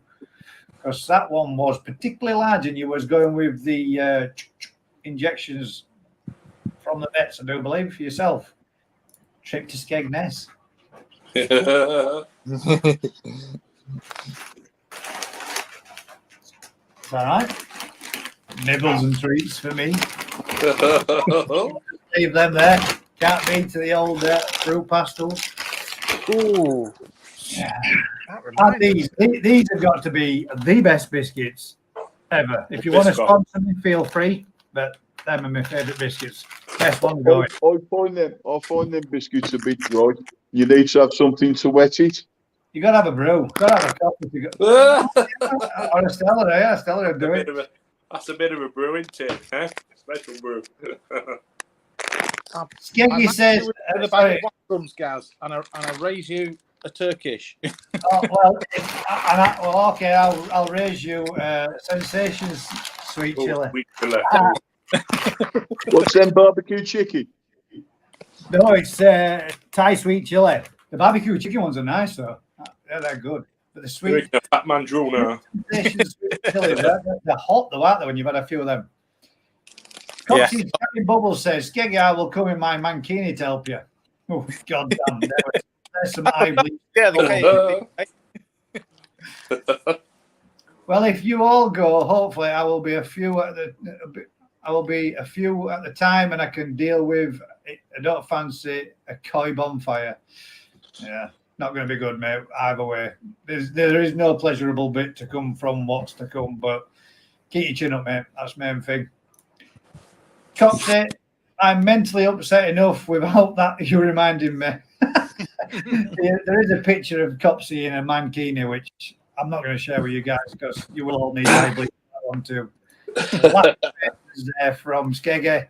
There's the stream link should anybody else wish to join us. Skeggy says, the thing is, the info isn't out there on KHV for people to really know what to look for. And I've spoken to Paul, and there are strains of KHV that don't show these symptoms. There you go. Yeah. I think they do. They are they are shoaling fish. That's the question. It was a bit. You see, we had a quick look to see if we could find anything about topics to talk about. 9 times out of 10, we always come up with something anyway. But Mike found one and said, "Gaz, this is one I've found. Is do you think koi would be lonely when they're on their own?" So it was more of a joke, Skeggy, but I think you're probably right, 100%. It's not good for anybody to be on their own. What? Oh. What do you mean? If he's outside, is he out there with your mum? Is he down by my chair? He's outside because he's hot. Oh, he's chilling outside. Everybody panicking because the pup got an escape. Anyone an increase in herons? No, I haven't seen. No. Yeah. Well, I mean, I don't wish bad on them, but I'll tell you what's really weird. We don't seem to see herons in Wolverhampton as such. I think it's because people just catch them and eat them. But yeah, we don't. I haven't seen any around here for a long time. Yeah, last year, one come back every bloody day while I was away, and Colin and Shell had to get up at like 7 o'clock in the morning to come and chase the bloody off. As soon as they went, it come back. Well, I was going to say the only thing I will say is there's 3 farms around here, and they have clay pigeon shooting. So I'm wondering whether that might have scared them off. Yeah, possibly. Gunshots. Yeah. Graham Taylor says, evening all, bit late, just been watching Skeggy's latest video. Good to see you, Graham. A little more upbeat, so that the chat with Dr. Reynolds must have helped you a little, if only giving you some direction. Yeah. Fingers crossed, mate. Yeah. My 2 big ones came from the same pond and always stick together. I don't know if it's a size thing, but they kind of recognise each other. I'd agree with that, mate, because there are certain fish in my pond. I think it's how they tend to be introduced. If they've been introduced together, they tend to school together in that same group. But if they've been introduced singular, you will notice a fish does tend to disappear and hide off on its own for a bit before it moves in with the group. But yeah. My bass says, I always quarantine koi with some goldfish, as I have seen them with the depressed attitude when left on their own. There you go. So it's like keeping goats with your horse if it's stabled. The odd goat to keep the horse company. Yeah. you whack a goldfish as a sacrificial fish, I guess, if all goes wrong. Must be sad being a goldfish. You're like the crash test dummy for everything, aren't you? Somebody told me a while back that if you've got a quarantine tank, to always have goldfish in there, whether it's golden orphan or whatever, because obviously keeps them interested, because obviously the last thing you want to do is have fish on their own. But more important than that is they are more sensitive than koi are, so they'll be the first things that will die off. Yeah, golden off for sure. Yeah. Like a signal fish, a golden off. Golden off seem to just keel over and off. Especially when it comes to like oxygen levels, golden off are one of the first ones to drop out with that. Yeah. Yeah, at the end of the day, they're a river fish. They're not even a stillwater fish. It has, Graham. Thanks. When you get not so bad news from someone who has dedicated their life to it, it kind of gives you a bit of hope. Yeah, that's it, mate. That's it. Not everyone in the show fish. Now then, sorry. I just keep going on with comments a little bit. Go on, what were you saying, mate? If anybody knows about the KH3, it's Dr. Paula Reynolds, isn't it? So it's, like I say, she's a leading expert in this country, so she knows what she's talking about. Yeah. So, best advice I've been given, and to be honest with you, I'm starting to look. I said it's a big one. The next source for me. You know, when you go to these call shows, you know, like on a Sunday evening, the last 2 or 3 hours towards the end of the day, don't buy any fish. If you can avoid it, don't buy it. Obviously, they've been there for 48 hours plus, right? Plus, some of them fish might not be the world's best. So it's just something to think about. I mean, I'll give you a perfect example. And I know you've touched on this before, Gas. Do you remember we went on the Sunday and I purposely went to go and get them chags? Yeah. Pretty much what we did, didn't we? Now I'm going to it, he didn't take the deal because it was probably the most expensive experience all of us. But if you remember, that was the last 2 hours of the entire show on the Sunday. Yeah, well. And it's just strange how a lot of them fish that came out of there had got issues, whether it's carp pox or whatever it was. Because if you remember, I bought 3. 2 of them died. One jumped out the pond. One bailed, didn't it, and jumped out, yeah. Yeah, the one jumped out. The other one developed really, really nasty carp pox. I mean, it was really bad, to be fair, but I wouldn't have known. I was really inexperienced at the time, and it is the nature of the beast. So, but there's a tip, and I was told that is if you can avoid it, don't buy any fish the last couple of hours. Yeah, At the end of the agree with that one, mate. Now, after what I mean, to be fair though, I will look. I did get mine with flukes. I think there were flukes and Costia we got, didn't we? So trek for that, and mine, as far as I'm concerned, is a damn nice looking fish. Apart from one new thing it's just developed this week, it's bashed its head off something. It took a little bit of a gouge out of his head, but it's healed up perfect, and it's already starting to come back with a colour on it. Now, that's between the last time I bowled it up and sometime back end of last week to this week, but it's healed up really quick. So it's just a scuff. It's just grazed its head just a tiny little bit, but it's already on the mend. So I'm happy about that. But I just don't. The thing is, well, that's what annoyed me more about anything. When I told you when we were coming home with them fish, mine were going crazy in box all the way home. It was thrashing about, constantly banging about, and its nose got bruised up. But it's taken roughly about 12 months for that bruising to go. As soon as it's gone, he smacked his head and done it again somewhere else. Yeah. So boring. Perfectly, but it's one of them things, isn't it? So that's what fish do.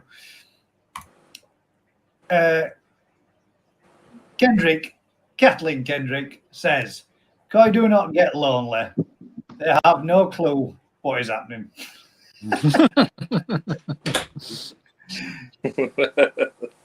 Koi are very intelligent. Yo, Stallion's back in the room. How's it going, Stallion? How's your pond doing? I see you cull a lot of your fry as well, mate. That's never a nice thing, but one of those things that you have to do. But if they're not right, they're deformed, and they've got problems, they've got to go. You don't want to be bringing on crappy, unnecessary fish, mate. It's a waste of food. It's a waste of time, waste of space, and a waste of potential growth for the rest of the fish that you've got that are good. I missed a comment there. Sorry, we'll go back to that one. Years. So if they ain't right to start with, it's a long time to put up with a problem fish. Yorkshire Koi says, "Not everyone is into showfish, don't you think?" 100%, mate. Yeah, totally. There's a lot of people out there. Let's face it, there's a lot of YouTubers out there. And a lot of YouTubers that do YouTube that don't have show quality fish. They have everyday fish. I mean, as I've said many a time in my videos, and these guys will all say the same, beauty is in the eye of the beholder. If you like that fish, it don't matter what anybody else thinks. It's your fish, your pet, your pride, your joy. It doesn't matter whether it's show quality or not. It still deserves to be treated the best you can, and it still is a family pet to you. That's the main thing. I always find it hard to grasp the concept that if you spend that much money on a fish, you treat it really, really well, you give it the best of everything, and then you decide to stick it in a plastic bag and drive it 200 miles to the other end of the country for the day. It doesn't. It's a risk. Really compute with me. I'd be sat there all the way. I mean, I wouldn't want to drive. I'd have my head inside box and I'd be checking that fish 24/7 all the way down, checking to make sure. I'd be crapping myself. I really would. I don't think I could do it. And my fish, I'll say it. My fish is shit in comparison to some of them. Yeah. But I wouldn't want to do it with my fish. Look at Legend. There's enough that can go wrong with fish anyway without fate. Yeah, I mean, Legend, $1.8 million US. He lasted all of 2 weeks, if that. Yeah. Because he was took from the farm where he was used to that water, put it in somebody else's water, and it unfortunately caught it, didn't it? Yeah. So from me, from a personal point of view, I mean, I bought some really cheap fish and I bought some really, really expensive fish. And to be honest with you, for me now, I'm starting to come round to, especially this issue I've got now, starting to bring me round to a realistic type of thinking. And what I'm doing now is I'm looking at fish for me now that have still got stories.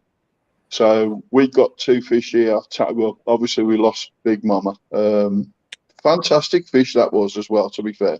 I was absolutely gutty when I lost it because he only got one eye, and it was the biggest boss of the pond, wouldn't take any arguments from anything, and it would literally come out and eat you out your hand. We've got another one, Trista's named just Tango, and basically it's a Benny, but to be fair, it's got that many scars on it, it's unreal. And as soon as that fish gets ill or injured, literally within 3 or 4 days, it heals over, and it's fantastic. Yet then I've got fish that are 5, 6, 7, 8, 900 quid, and the minute they have an issue, you just lose them straight away. Yeah, So this is what I'm coming away from this spending money on fish now. I've learnt my lesson. Okay. At the end of the day, if you've got a fish coming, it's got a story, then that's it. But I'm getting really nervous now about spending a lot of money on fish. I think you got to breed your own, Mad Dog. Breed your own stock, grow your own fish on, and then you know that. I mean, I've said this time and time again.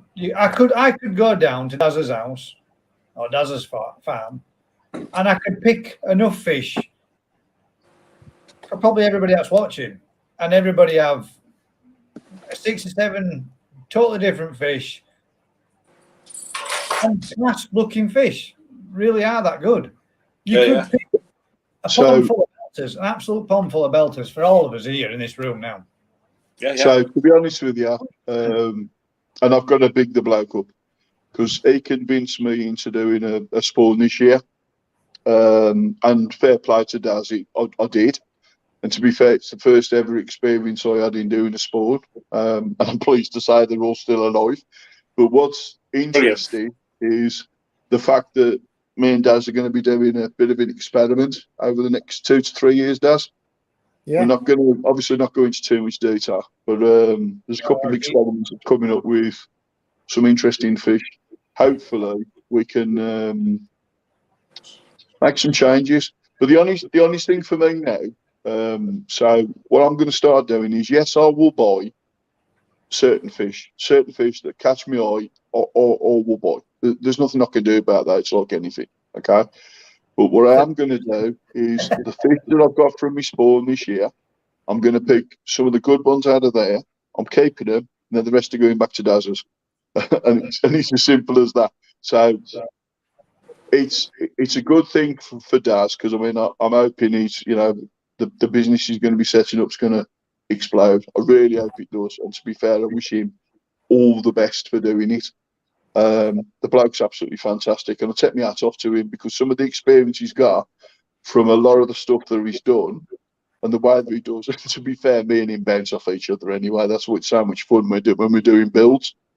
But the point I'm trying to make is, spending 7, 8, 9,000, 1,100, it goes on for a fish, and then potentially thinking in the back of your head, I'm going to lose that from a bacterial issue. I ain't getting paid, and it puts you off. Yeah. We've all said the same, collectively us, as we've all said the same. Nobody's putting no. I mean, I'm not putting no in my pond.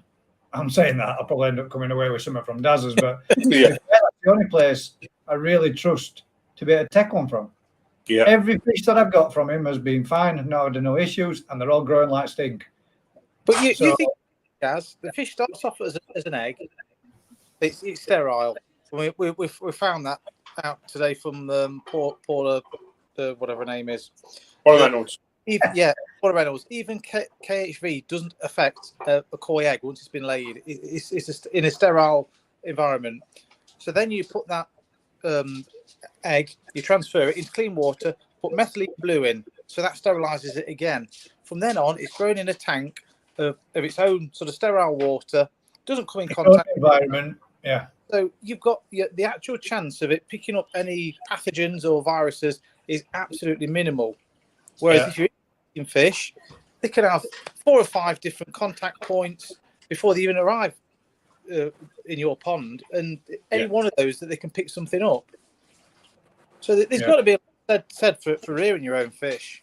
Yeah, 100%. And to be fair, to going through and sitting, and when we've been doing the grading, going through and sitting them and just going, wow. I mean, Saturday. Some of those just a backache. Saturdays. It's just some of them Sankeys on Saturday, mate. Wow, they to be were. fair, Daz didn't get to see a lot of them. Like no, me. any of the same. But I'm saying, honest, Daz, there's some belters in there. There really is some belters. Some special fish. There's a few that me and Mick claimed called dibs on, just so you know. Yeah. That's fair enough. In fact, I do believe when Mike were on the phone to us, he also shouted dibs. Yeah, he did. Somebody shouted dibs from inside Polytunnel as well before they even saw it. We had a phone bit, did we? Yeah, we had a phone dibs. Oh yeah, what's it called? Colin called dibs on, the Awagoki. Oh, he did. Yeah, he did. The Jakku in the flying saucer. Yeah, that's Colin went dibs on that because he loves that fish for some reason. Big fish though. It's a big fish. It's unusual. Get through a few more of these comments again because I don't want to get too far behind because there's loads coming in again. Yorkshire Coy says, "Don't tell who I got 2 butterfly fish. Don't know why Vince gets so upset. Well, it's one of them things, man, isn't it? It's getting upset over butterfly fish. It's like beautiful. No, we don't get upset. They are beautiful. I like Vince done, but Vince doesn't also doesn't like Sankeys. He goes vomit to them too, but he's twisted, isn't it? There you go. Say no more. He's twisted. Horses for courses. Yeah. Mike Bass says, I've seen my koi collectively greet new koi into the pond. Now, is that a greeting or is that a standoff? As in, hey, I'm top dog in here. Back off. Back in the queue. Apparently, they do have a fight. Apparently, we researched this week. They do have a pecking order. They do have a ranking. Yeah. Definitely. I've noticed this at feeding times. Yeah, the big boys are coming first, and the little ones are on the outskirts. And they only go in when the big boys have had their fill.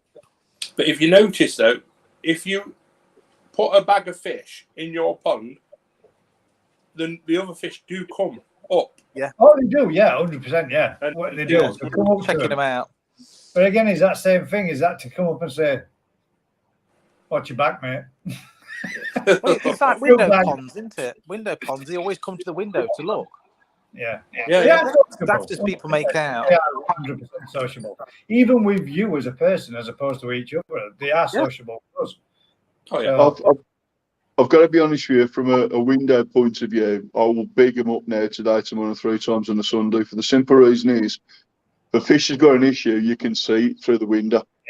9 times out of 10 now, and to be fair, more fish are doing the same. As soon as you start to feed them now, they'll all come straight up and they'll all feed. But to be fair, some of the little ones now bullying the big ones to get the food over the top of them, literally jumping on top of them, which is really good.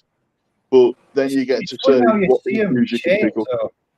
You know, when you say that with little ones coming to big ones, it's funny how you see them change because you put a little one in, like those ones I've got from you, Daz. You put a little one in, like this sort of size, and they're standing off, they're at background, and they're waiting for sinking food. And within the last 2 weeks, now they're straight in there, right in middle, right around big fish's gobs, and you're thinking, wow, you gutsy little buggy, you've changed your attitude there. 2 weeks ago, you were hanging back. I'm not getting, now they're like, boom, straight in, not messing around. But I only said 2 days ago to Mick, I hadn't seen them feeding with the others yet, and now they are proper going for it. But it's good to watch them progress from being shy, standoffish to straight in there and getting mixed in with it all. So I don't know what it is, but whatever it is in my pond, they have a tendency for grabbing quite quick. And I don't know what it is. I mean, I am doing a slightly different mix.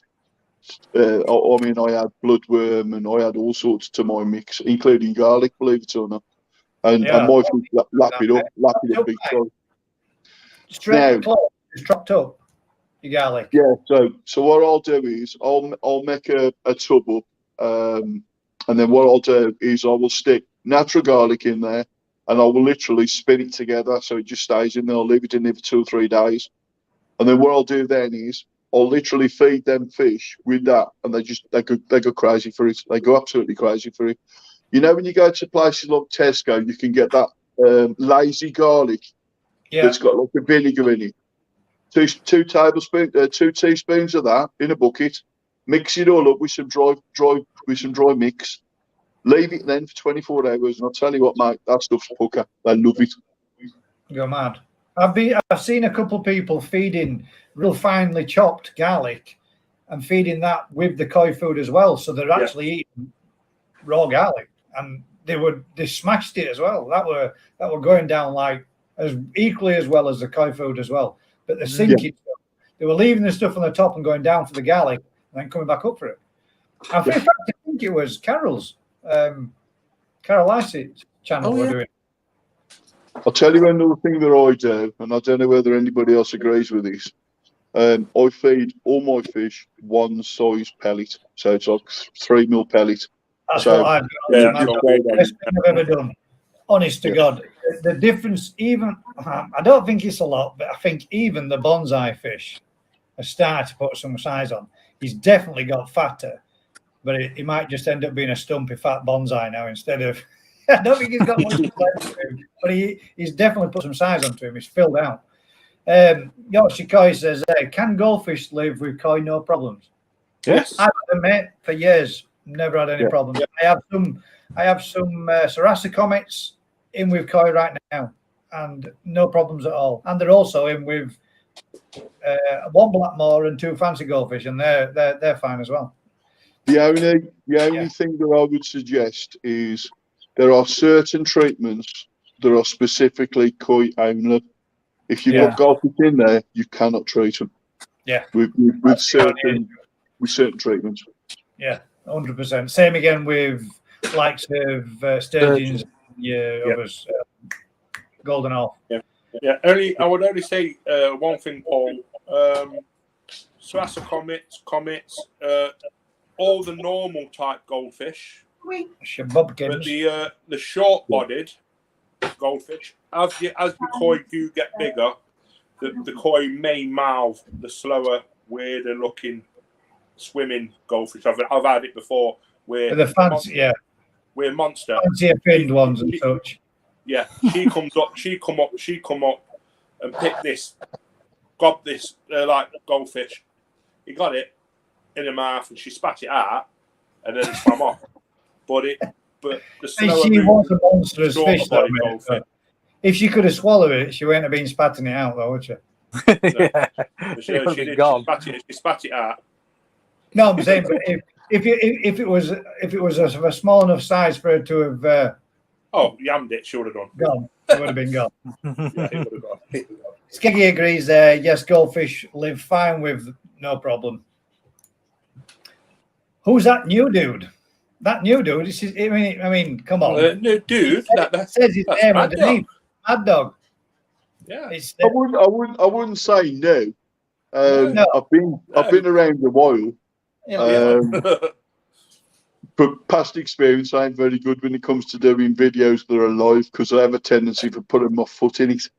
So it's normally easier doing it that way. You're doing all right, mate. Don't make no difference on this. Don't make no I difference. don't mind doing the odd video, but obviously I'm just like I said, I have a habit of making mistakes, especially when I'm talking off the cuff, as it were, and it's got me in trouble a few times. So that's why I don't do it. But yeah, we're all human. Here, mate. This ain't a friendly show or family friendly show. This is for all. No. If everybody watches it, everybody gets offended by it.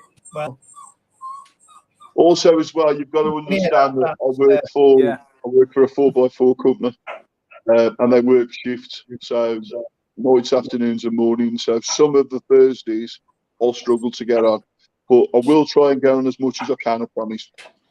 Yeah, appreciate that, mate. I love that, mate. more than welcome anytime, bud.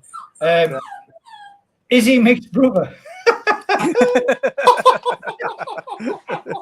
Oh, yeah. I don't mind calling Mad Dog my brother. He's all right. That's a good one. Yeah. Keep digging, yeah. Excuse me 1 second. Why? I just let this little chap in there. In the other. I'll tell you what, he's the better looking half. Thanks, mate. It's the beard. Yeah, that's it. It's definitely the beard, yeah.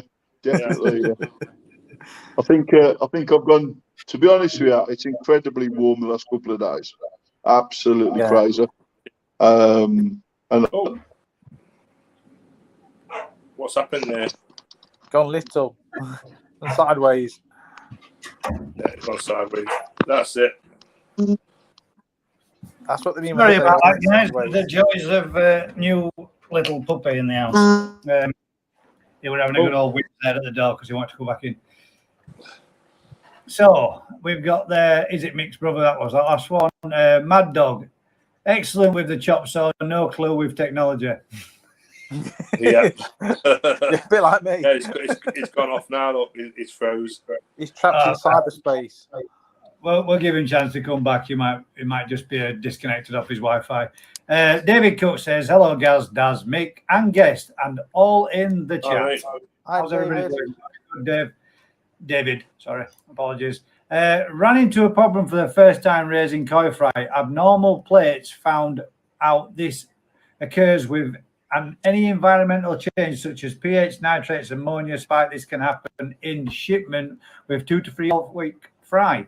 Yes, it can. But don't always be too hasty to cull. Yes. When it comes to gill roll, and the reason being is we've been turning them out, but they've had other issues as well, some of them as well. But Daz being the big softy that he is. Well, for example, there's a 5-step kaku that had an issue, and that one's been saved each cull. There was, what is it? Tancho Gashika. Yeah. Tancho Goshiki, whichever you wish. Yeah. And they had raw gills, and they were bad. I mean, they were like Big like fish. that kind of thing. They were proper Dumbo ears. They were bad, really bad. But they've got to 12 months old, and it's been put out into a different pond, and they're completely gone. Completely gone. I wouldn't have believed it unless I'd seen it. Yeah, completely flat. I mean, him totally gone. I can show you footage of him with raw gills, and we could get footage of it now without, and it's the exact same fish. Yeah. Skeggy says, "Evening, David." Yeah, I knew what you meant, mate. Gill plates. Yorkshire Koi, does anyone watch Pond and Garden after they decided to burn bridges and decided to return to YouTube? No, I don't watch that prick because he's a prick. Yeah. Nope, I'll never be watching him. No. Table salt is the bad one. Cooking salt is the PVD. That's it. Yeah, that's the one. Yeah. 25 kg in Boston, £9.95. Rob is awesome. Old man used to bang dishwasher salt in a bag. In the bag, LOL. Oh, God. The reason salt has become a big no-no is because dealers would rather sell. Yeah, exactly, mate. Yeah. Sell FMG. Salt cures most things that can't sell all the other products. Yeah. Gaz, you run up a good show. You're always appreciated. Thank you very much, mate. Appreciate that. Well, mate. That's nice. Yes. That boat wasn't built for people out of. That's a mad dog. He's not here to defend himself, but that was harsh. Hello, Gaz, Mick.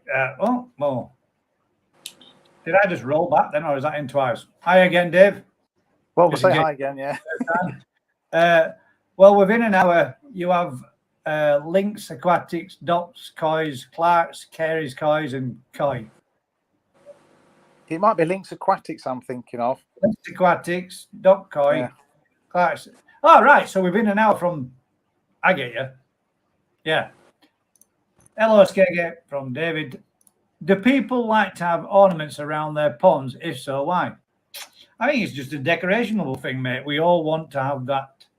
It's Oriental isn't it? kind of kick to it, doesn't it? I think. Me I mean, I have personally- ornaments around mine. What I do want is I want one of those dragons. I want a dragon that does the kind of thing. like the I want one of them, but I can't find one with the face that I like. There's lots of them out there, but some of them look tacky and crap. And I won't mind one of them just to go at the back edge, up against the wall. So it's. Are they Chinese or Japanese? Those dragons? I think they're Chinese, aren't they? That's the thing, yeah. I don't know. It is probably still go with the theme, but it's not the purest It's way. the Oriental theme, isn't it? Well, if that were the case, I mean, growing all the rest of the stuff in my garden that are Japanese flowers, I mean, I'd have to start all over it. But saying that though, Buddha is not Japanese. Well, Buddha that's is true. Japanese. Yeah. Yeah. I Salt-like prefer plants. antibiotics in coir, we've overused it, so parasites have found a way to go, so a way out. Think it. A little bit of agreement, probably, mate. Depends on your environment. If you've not used lots of treatment, I mean, personally, I've not used lots in mine. You're changing your environment when your water changing regular, so that would be the opposite argument. It's never the same environment because it's constantly being changed with your water changes. But your fish and parasites being immune to stuff like that, I suppose there might be some truth in it, but I think more truth than anything is the majority of treatments have now got less content of their ingredients you used to have, which is half the problem due to the EU making it so that we have to now use the products that are EU safe and all the rest of it. Even though we're not in it anymore, we can't make our own decisions. We've still got to do what they say. We're still tied to the EU rules for another 5 years, apparently. Exactly. Yeah. It's because, like in America, they use something called erythromycin. And, erythromycin, yeah. Yeah, but we can't use it over here. Or you can probably buy it, but they don't sell it as fish products over here. No. My daughter's used it for small furries as a, I think, an antibiotic. The next time she gets some, I'll pinch it off and use it for the fish.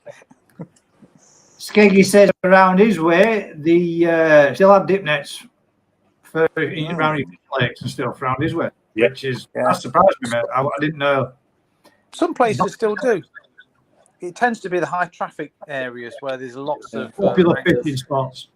Yeah. Mike's just sent me a message saying he's got a nice decoration for around the glory hole.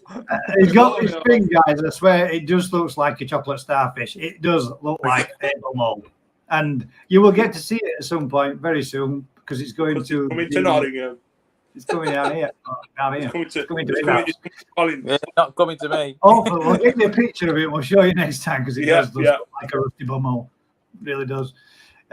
Yorkshire Koi, do people like buying pond gear from eBay, Amazon, or preferred local retailers? All of the above, mate. For me, I've done with everything. Yeah. So it would be good if you support your local retailer. I always prefer the local retailer. Yeah. I always go to Japanese water gardens for my stuff. Yeah, but that's because you don't do technology. True. Yeah, or both of us. I went on like dinosaurs.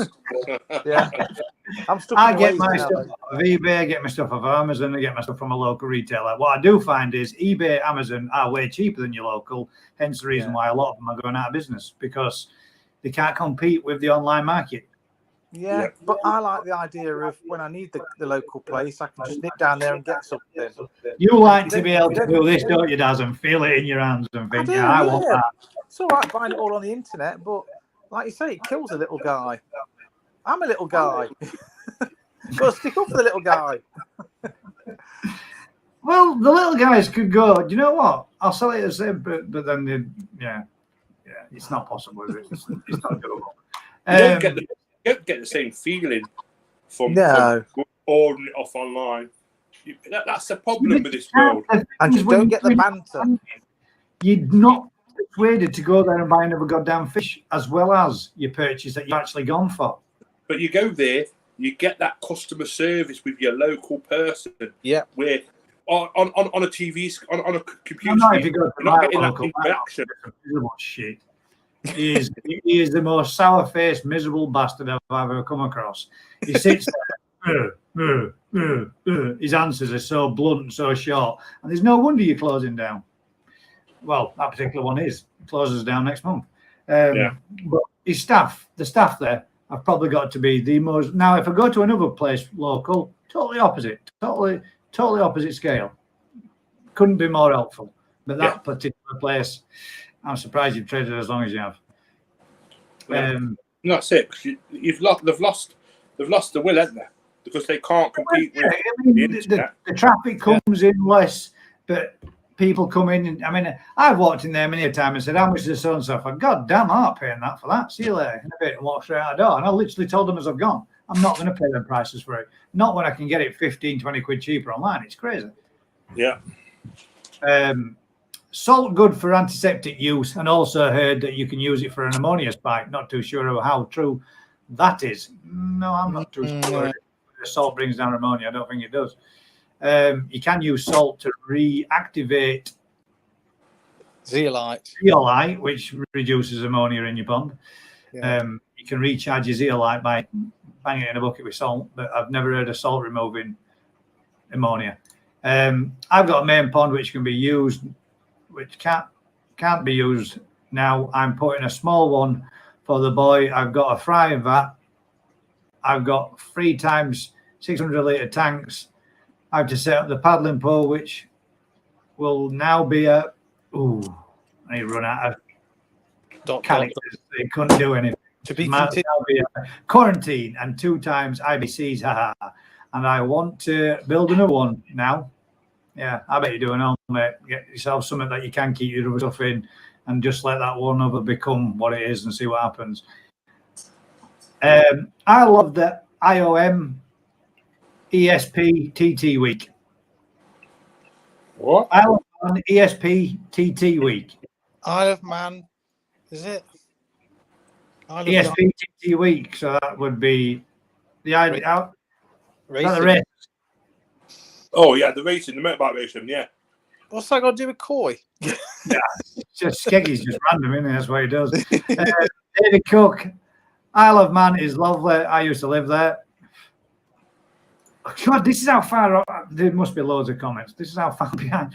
Bushcrafting is one of my favourite hobbies. Spent weeks, a week in Feb this year in storms under a tarp with a campfire. Yeah, sweet mate. See, that's my dream. I would do that.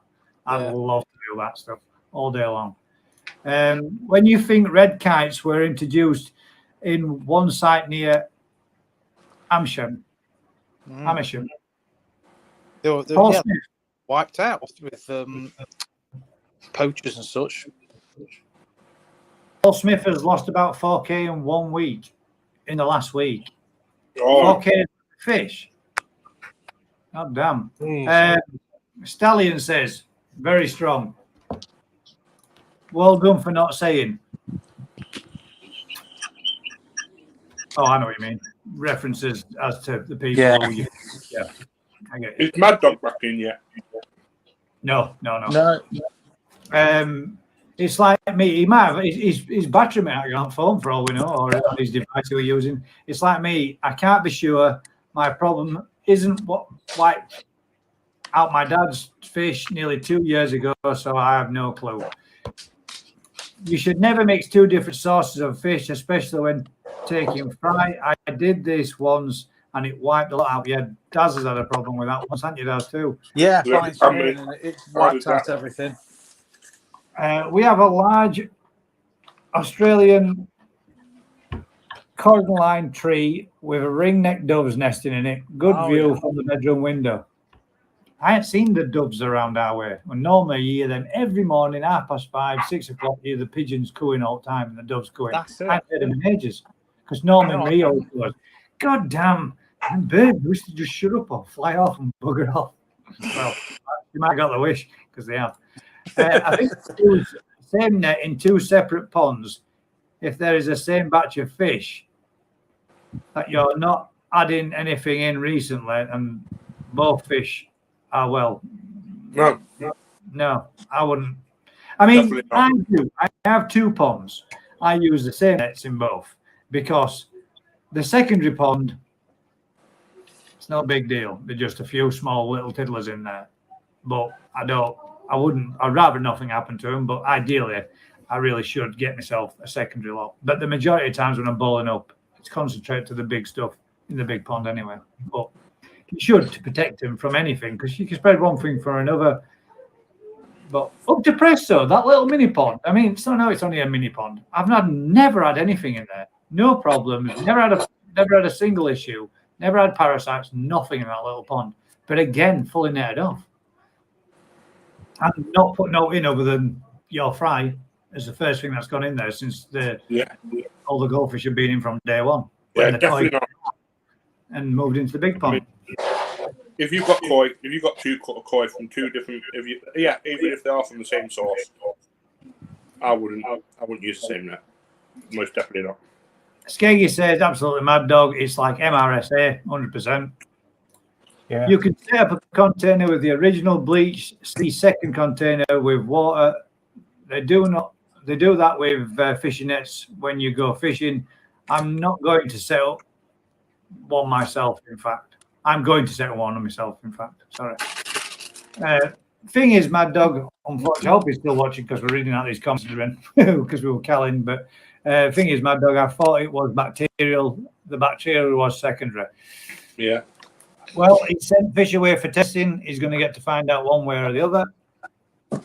See what's what. If you sanitize your hands before you handle fish and cleaning filters if you have more than one pond. Bacterial sampling is 95 quid from Lanks Fish Health. There we go. That's worth knowing.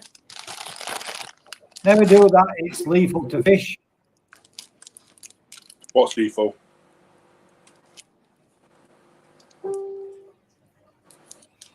Don't know.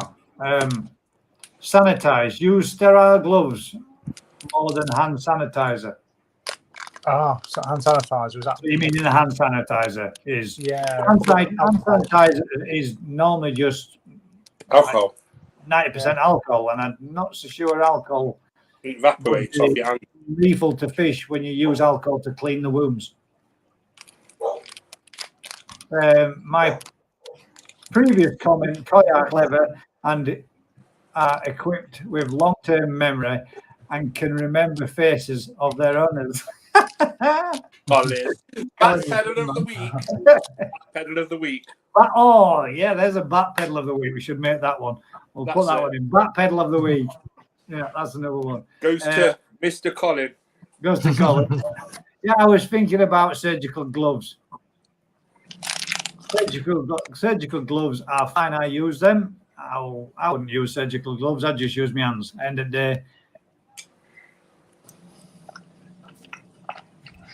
Hands in there. When you've done your hands in there, wash your hands in your house.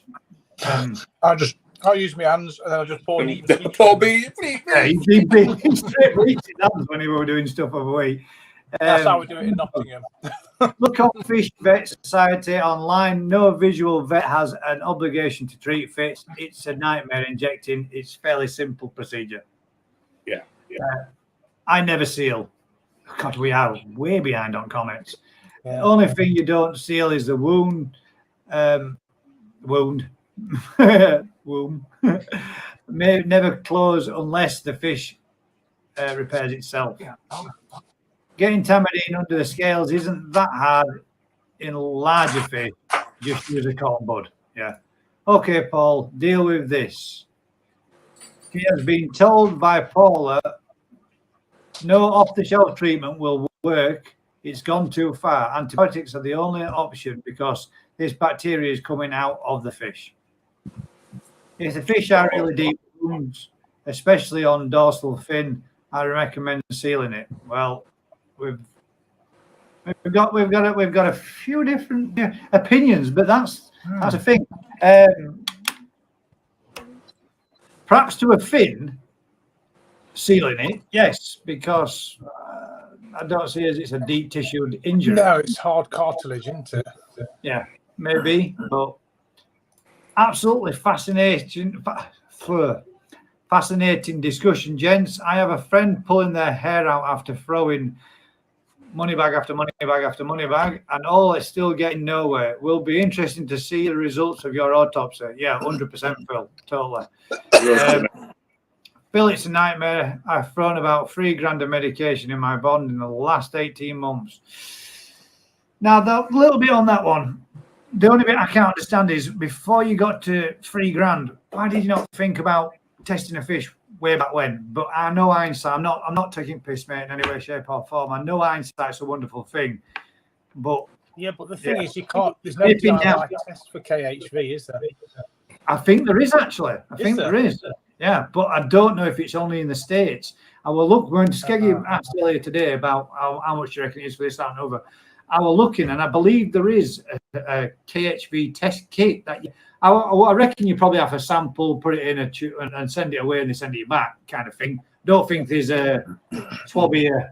Oh yeah, Dip test or anything. KHV test. I don't think it's like that type. I think it's something you take a sample with and you send it off. That's what I've got now, guys. After treating flukes, that's what I've got now, guys. After treating flukes with white spot and gill fluk. Oh, Jesus Christ! So there you go. There's another one. Cops is koi chatting bubbles. Now believes he's got the same thing going on. Shit. See, it's spreading like wildfire. And whoever you are, whoever that person is out there that started all this, you're a twat. Just so you know. From me and every other bugger that's had problems and issues since because of it. If you knew you were doing what you were doing and you still sold whatever you did or you still moved stock on, you're a dickhead. Yeah. There's no trust, there's no love for koi in that person. I'm not pointing a finger at anybody. I'm just saying whoever he is or whoever she is, somebody started it, somebody caused it. And whoever's moving on stock, I'm moving on stock in that manner without any kind regards or disregards to anybody else's stock. The emotional trauma, the upset to the owner, the damage to the rest of the fish that the owner's got. You're scum, man. Absolute scum.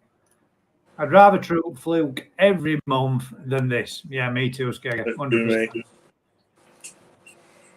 Is this bacteria widespread? Is this, sorry, I thought my wife was shouting at me then. Is this bacteria widespread at the moment then? It seems like it's becoming just a bit. More and more, mate. Yeah. Mad Dog Paula and CFast both say clean all organics out and then Vercon S, run the system and then drain it and let it dry out for leave it a month. So yeah. And Skeggy says, yes, Stallion, it is. The fear of bacterial issues why I haven't bought a new fish since spring. I'm not going to set up a quarantine tank again so I can buy a few but keep them separate. Yeah, this is what we've got the same, Phil. None of us are buying any fish this year, and some of us might not even be buying fish next year till we know what crack is. And if it is a case of we've lost everything and we start at scratch, I have no issues, and Daz has no issues, Mick's no issues, but with some people that we do know has got issues. But collectively, what we've said is none of us are going to buy note this year in case any of us do develop any issues. That way, then we know from now on that it's nothing that we've introduced from that point on. So if we've nothing for this year and into next season, and we do have no problems, touch wood, then that's what we're going with. We're giving it its own quarantine system as isolate, total lockdown, buying note. The only person I would take something from would be Daz, because he's going through the same procedures himself, and we're talking about putting more and more quarantine systems in and around on his pond, where we've got dip mats and stuff to walk his feet through. All those kind of stuff. Sanitizers at the doors. And making sure that when we go from one place to next, more nets, the rest of it, just to doubly shoot it. Yeah, Vercon net dip so that we can a tank that's if you can just be submerged in, drop the good. Is he still out there? No. Can you no, it's like 5 million degrees in here. I'll be sweating my ass off. Why, are you cold? Or you just want to shut it off? Just because he's whinging a little bit, and I don't think because well, then shut that then, and let him so he can come in if he wants. Did I read that one? Yeah. There's got to be antibiotics you can use. I know aquarium corp uses Ephromycin.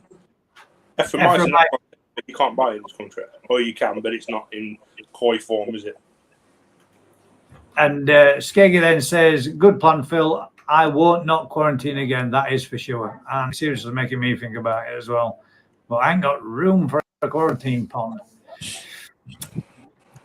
I need a bigger pond, need a bigger garden, need a bigger house, need a bigger bank balance. Stallion getting antibiotics in the UK is for koi is a total nightmare. I keep my eye on it, Skeggy. I lost a few fry, but put them down to being weak. I've just had abnormal gill plates, just got a replacement for them. Kushti koi. Glad I've only got a 5,000 litre pond. It seems like the bigger the pond, the bigger the issue. Well, yeah, for when it comes to treatment, mates, and stuff like that, yeah, 100%. It's crazy. Right, Skeggy. The more fish, the bigger the issue, the bigger the pond, the more the expensive the treatment. 100%. We've said this many a time before. Sorry, guys, but I mean, I keep scrolling down here. God damn. There's a lot of comments to get through. I didn't think we'd have no to talk about. Well, we're not really having much to talk about. I'm just reading comments. But it's all relevant comments. It's all about what's out there. If this bacteria problem continues, you think this will close sales in the koi till it's addressed. Sounds as bad as KHV. It does. And yeah. Fortunately, mate, I don't think that'd happen because it put people out of business. Probably not, Stallion, just individual premises. Right, that will hurt the koi industry, but needs addressing really, or it isn't going to be it's going to be a never-ending issue. Yeah, 100%. And people will be packing up koi keeping left, right, and centre. A lot of people just fill the pond in and be done with it. Yeah. Now, Sai said, just normal super glue. I'll see how it goes for now. If it looks as though it needs help in hand, I'll probably do it. I used Gorilla Glue. Gorilla Glue, yeah. Gorilla Super Glue, yeah. Doesn't contain the cyanate, acrocyanate. Acrocyanate, yeah. That's what I used. Super glue was actually originally developed for medical use. It was, mate, 100%. Yeah. It was used in the First and Second World War for patching up soldiers so they didn't bleed to death. I only use super glue on DIY projects. Not fish. Well, I'll next time I get it, I swear, next time I get a film with it, I won't wait. It will just get straight away. Yeah, me too, yeah. I wished I'd done a video on it because we were well impressed with the results. And I think I do personally believe if we'd have left it, it would have not have healed to this day. Oh, it wouldn't. No way. No way could that have joined itself back together without help. Skeggy says he saw your video, Stallion. Cheers, Skeggy. See a few of yours. Jeff says, hi, guys. I'm up for. Yes. Yeah. Me too. Think there's a nice market here for the Koi Arms Pub, who every buy the rights see us a tenner. You blagged me head a bit with that one. If you can, all come round and help panel the pond, and I have a now then. Yes. You can all come round and help. Panel the yes. We could all come round and help panel the pond. You lost me with that. Panel the pond as in your pond, and he already has a bar with beer on tap and several shots and yeah. Oh yeah, that sounds interesting. Mick knows how to scare off herons. Shut up, Colin. I'll tell you. You don't want to know what that's about. Yeah, shut up, Colin. Goldfish are so hardy they aren't affected by things like KHV. Orphan sturgeon, great indicator fish, 100%. I'd say, as he's leading expert in the world, isn't carp a winter thing that can sometimes stay with a fish? Carp pox can be. It normally tends to flare up most in the winter, but it can be there until the fish grows out of it, I believe. So I've read. It's amazing that carp pox and KHV are so closely related. It's a bit like a common cold and COVID. Yeah. Brooks and Costier from a show. Wow. Yeah. We did, mate. By the sound of that, Gaz, your coin needs the nut house. It were going nuts in the back of that car, I swear to God.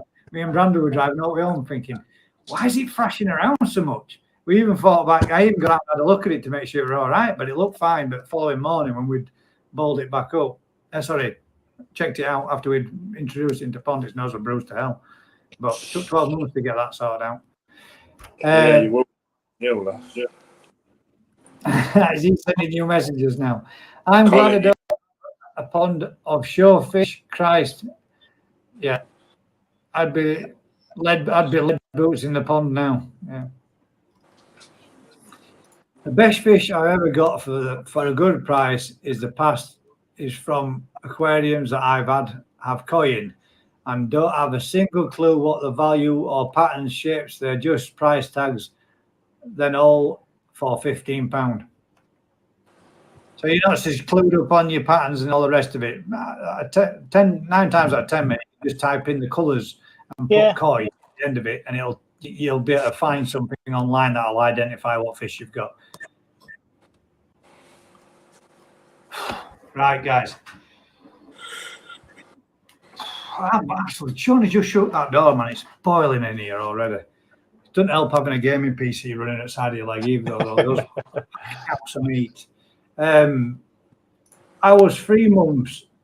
It was 3 months, and I put it down to food, not the water. If you're on about legends, I won't speak more than 200 quid on a fish. 200 quid's more than what I'd spend on a fish. Oh, that's legend, yeah. Yeah. I bought a fish last year for £15 each, both upgraded this year. They've grown into monsters and are still growing. They could end up being the largest in the pond. See? Yeah, that's what I mean, mate. You can buy it. That's what I like to do. I like to buy mine small and grow them on. Congrats, Matt Dog.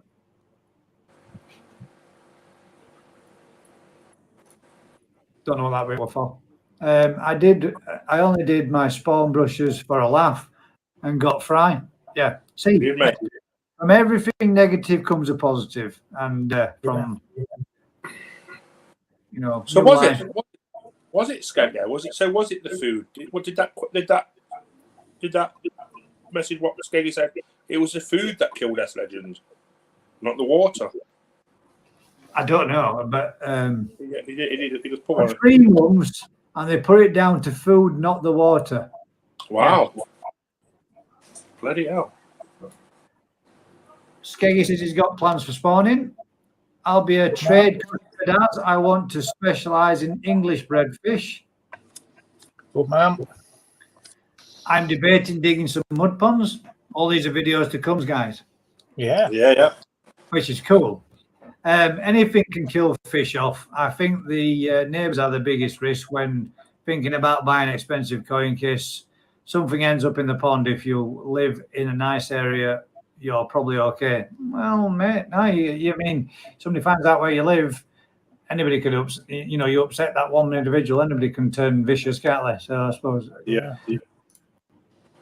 that's why we all have cameras on his property and on his ponds, mate. So if anybody decides to come round, at least you catch whoever it is on video. I had a lad send me a video once pointing out all his fish and what they cost. I said, be careful what you say, where the neighbours can hear. He had about 15k fish in his. You just don't know. Yeah. You just don't know who's listening. 100%. The listening's there. Yeah, that's it. All my fish, good fish got nets.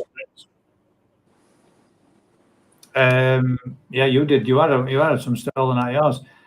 Yeah, people are watching and listening, Skeggy. I'd never broadcast the value of expensive fish. Google Earth Maps had a blur out where ponds are out because criminals were using them to find the property. Oh God, yeah. Yeah, man, yeah. God damn, never thought that. My little chag is a leader in the pond. I reckon the others send him first to see if it's safe. Watch out. I've always added garlic to my food. See, I might give that a go, you know. Tell you on Food Overlooked, it comes from discus hobby feeding frozen beef fat and can become expensive, but the cubes can buy on eBay. Now then, here's a face that I've been wanting to have a chat with. Who are you calling an idiot? Yeah. I read the comments, mate. I listened to what you said. Any need? I don't think so. Not very constructive. Oh, We're trying to help people. Our opinions are our opinions, mate, as which we're all entitled to. As you're entitled to yours. But don't call me an idiot, mate. You don't even know me, fella. I bought fish from a nursery, £25, and ended up spending over £100 treating it. yeah. That dog had one too many beers. You can never have one.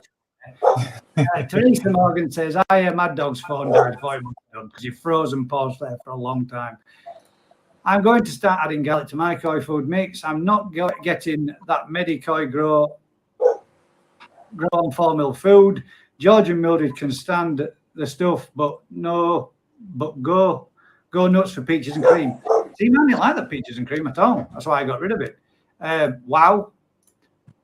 Got that footage, please, Gaz. Footage. Oh, footage of what? Footage? Which footage? Dragons are Chinese mythology. Yeah. That one is used in humans. Yeah. Erythromycin, yeah. Most fisheries do here, Skeggy. Yeah, that's right, Skeggy. Be surprised. Antibiotics are used on people and pets. To be fair, 100%. Yeah, they do. You can actually give dogs paracetamol, but smaller doses. Antibiotics are antibiotics. They don't care what infection they deal with. I don't have much local, so flea bear for me. God, we're way behind on these comments. If you buy off the internet, you can check the sell by date. You can't check the sell by date. Yeah, true. But you can also, if you pay by PayPal, you can always send it back and get your money back, mate, because it's protected. Get your koi stuff from Skeggy's Pond Supplies. Yeah, now you won't be able to do that if you didn't shop online. Daz. You got me there.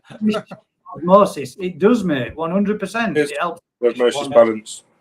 Yeah, that's one of the best points. Nitrite toxicity. Salt is also used for recharging zeolite. Yeah. See, the nitro toxicity, what it's true. Well, you were talking about IMO about an hour ago, and here how people should go there for a break. IMO. Isle of Man. Oh, Isle of Man, yeah. That's not Isle of Man, is it? Isle of Man, yeah. Yeah. What? Where you went to build the ponds, Isle of Man? No. You're saying we should go there. We should go there. Right, I get you. I thought you were meaning where you went to Isle of Man. No, it's not called that, is it? It's just the heat. From Mad Dog.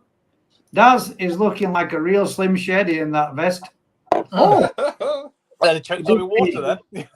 You just need a GKP. Huh? Thanks, Mike. Right. Yeah, just need a hat. Couple more then. We all, in fact, got a bag full. Soon to be seen. Whoever that person was that said we should have got a uniform, you got a lot to be, yeah, a lot to be. Well, yeah, it's your fault, whoever it was. When we all wore the maroon t-shirts, unable to reactivate live. The link is there again if anybody would like to jump in. I believe you can kill fish to test for KHV. I believe you Yes. have to kill the fish to test You for do. KHP. You have to do a gill plate sample. Yeah, which is it's a bit shit, but I reckon if you have to kill one to save many, is it? I think- think, I think it's 3. I think it's something like 3 you have to do a test batch of, and you cut the gill plate away. Well, no, I'm sorry. You don't have to. I don't believe you have to kill koi, because if you watch Dr. Lowe, the Chinese gentleman from the States, he does a gill biopsy on a fish. Yes, he does that on most of them, to be honest. And he didn't have to kill none of those fish. He just snipped No, some of the. that's the things like gill flukes, though, Mick. Not KHV, surely. But surely, if you've got some some of the material, you would tell if it was infected or not. I mean, I might be wrong, but surely you would have thought the same principle, wouldn't you? Well, Skeggy says there. Something like Koi Bible. Skeggy says there. Things have moved on, Mike. They can do a PCR now for koi, KHV, also blood tests. There we go. Yeah. Going back to hand sanitizers, some are scented. I've got a bottle in front of me now, but mine's 100% pure. Still got a few more ingredients, microballs, ethanol, TRIR, whatever that is. Yeah, I agree, mate. You're right. You need to work out who you have all had fish off. There is one dealer spreading this by the look of it. There will be a common dealer. I agree, mate, 100%. Yeah. It's got to be a common dealer. But then the thing is, in the koi community, we all move fish on. That's the issue. But I agree, there has to be a common dealer. Involved she says. Who is I can't turn the camera around, but I'll see if you can see this. That is classic KHV. Can you see it on the gills? Yeah. And there's another shot of it there. I'll move it around a bit. So they have to move the gill plate then to to expose the gill filaments. That's where the grey damaged area is. Skeggy says that's what needs finding out, Mike. People need to start sharing information to put a pin on it, to pin it down. 100%. They do, mate. And we got to know. Apparently the change of food. Buy one of these books. Brilliant. Wow, you wouldn't have thought it then, would you? No. Info on S Legend. Apparently, it was too high a protein that did it. Oh, wow. Footage of the fish with abnormal gill plates. Right, yeah, we'll do, mate. 100%. And then the fish 12 month on, please, Will. Daz, Mick, I'll get it for you for next Thursday, mate. I've got a picture of the fish we've rolled. I've got footage with. In fact, watch my video. It's on it. You'll see it. Daz's koi farm. And we'll film it, Mick. And we'll film a second one, and we'll show you, because has gone completely. They were literally curled, and they have come clean. Great live event. Keep up the good work. Thank you very much, Peter. Appreciate that. Thanks. Thank you, mate. Did I miss something here? Asking a question when you're assuming it's about you. Am I assuming? Am I right? When did I call you an idiot? Right in the bit by when the bit where Gary Webb turned around and said to you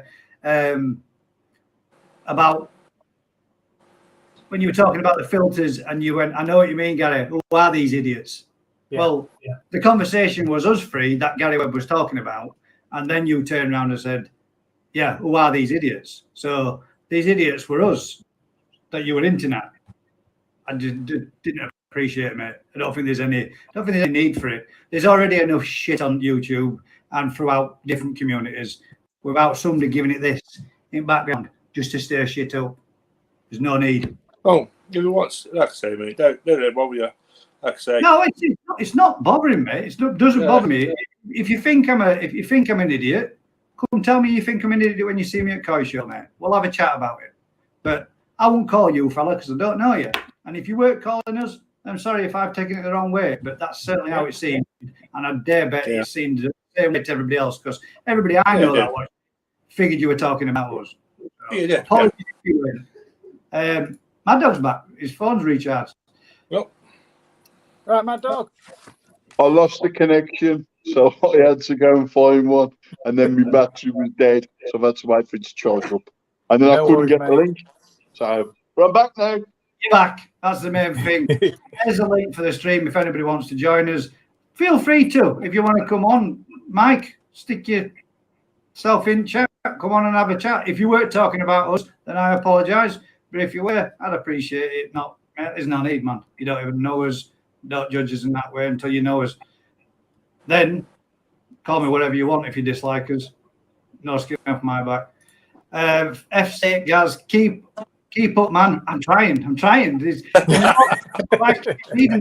I'm still reading comments, Glenn. That's how long you've managed to charge your phone up, and I'm still going through comments. It's like herpes in human. KHV can't be passed on to humans, but herpes in fish is deadly in humans. They just get burns. LOL. Obviously, Mick, it can be done on the gill tissue and PCR. Yeah, what you could. I don't move any fish from my pond. Never have, never will. Yeah, well, I mean, to be fair, I've only ever done it. I've given my dad some because my dad had lost some. In fact, he lost a lot, but that was down to cement going in pond. So I give him a few because he's my dad. And end of the day, I'd grown him on. And one thing I'm a little bit ticked off about, I did actually give him a couple of Shisuis because I didn't particularly like the look of them. Now they're in his pond, that's better than they did in mine. They've changed colours, lightened up and everything. Coy Beginning says, you didn't even know the answer, it was Skeggy. You didn't even know the answer, it was Skeggy. What that you were talking about? No, I mean, all right, Si. Well, I agree. Perhaps he didn't, but at the end of the day, mate, still don't need it. If it was supposed to be funny, it should be humorous. Well, I didn't find it humorous, so it wasn't funny. No, I don't find me call an idiot funny. There's no need. No need for why call, if you say it, why call Skeggy an idiot? You know what I mean? There's no need for it. This is what we mean. Whoever it is that you call him, I mean, at the end of the day, I would rather see the community get together than divide apart. And if you're going from one channel to the next channel, trying to taunt somebody to say something about someone, then, you know, it ain't right, is it? No. It ain't worth worrying about, mate. It ain't. You're right. Move on. Guys, I'm going to WhatsApp you a couple of pics. You can compare them to look to that book. Yeah. Yeah, we love that. Yeah, mate. Yeah. I'll look at that later on after the show, mate. Yeah. Stop getting stressed over something that's not about you. All right, mate. It's not about this. Fair comment. Fair comment. No And fair enough. If it wasn't about us, then you were calling somebody else an idiot. That we're talking about. And he may well have been right. Yeah. They might be. Yeah. Earlier on, we said congrats to Mad Dog. I meant congrats on his first spawn. Haha, there you go. Congrats to your first spawn, mate. Life around the koi pond. Hello, Mad Dog. Thank you. Oh, so I'm the idiot, Mike, eh? Really? Is that right? See, exactly. So, it's a knock-on effect. It's, come on, Mike. That's what I'm saying. You're going to say something, say it. I'll beat this. This is fun. You'll be you just bleeped yourself. Yeah. Yeah, he did. I personally, for me, guys, and for anybody that's watching, I'd much rather the community come back together. Now, truth be told, I'd much rather Gary Webb and I got on, but we've given each other 3 or 4 chances, and only at some point do you have to draw the line. And I've never ever gone onto his video or his channel, all his lives, and run my mouth, and he chose to do it on mine. So he got banned, he got blocked, and that's how he's going to stay and he's going to remain. I did turn around and say to some of his friends, I think he's silly that he shut down his channel. and he should have carried on doing what we were doing. And to be honest, I still watch from time to time. Well, from that point on, when he came on being like that, and then I thought, that's me done. I don't need it. It's pointless. It don't benefit anybody in it. Nothing good comes from negative. That's bitter. Being bitter and dragging your feet with it and being carrying on with it all, it's pointless. It'd be better if it were just done, put to bed, and then everybody in the community could try get along. It would be a great place, a better community in my eyes. Life's too short, isn't it? I'm bloody quiet now, eh? It's hard Life's to do. too short now to worry about stuff like that. Is it hard to do a stream, Gaz? What do you think to StreamYard? This is StreamYard. It's the free version, mate, and you can have up to 10 people in it. It's it's not hard. It's easy, relatively easy to set up. And the last time I did this, and I turned around and told someone, I shot myself in the foot. So I'll tell you what I did. Right? Google it, mate. Look it up. Look at the program. A few videos on YouTube will show you how to use it, no problem. And I think you'll enjoy doing it, mate, because it is good fun. It can be a bit stressful. Can be. The worst bit is when there's nobody there and you're talking to yourself. And we were talking about this just before we kicked off and started it. That's the hardest bit, and always having a topic to talk about. And as you've seen tonight, we had very little topics to talk about, but the show and the live evolves and you find something to talk about, which is... And sometimes that's a lot better, a lot more organic than having it scripted. Yeah. And we're all learning. We're all learning about something.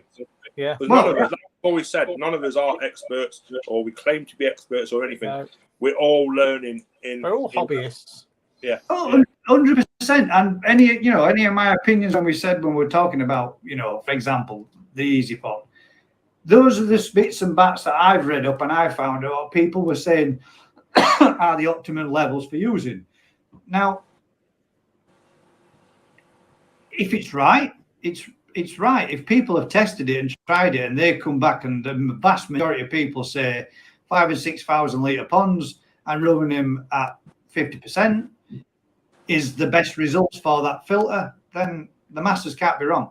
I mean, call me wrong if you want, but I'm just stating an opinion. I don't particularly like them. I don't particularly like the filter. And I find them slow, long process to mature up. The amount of operations that you have to do to them.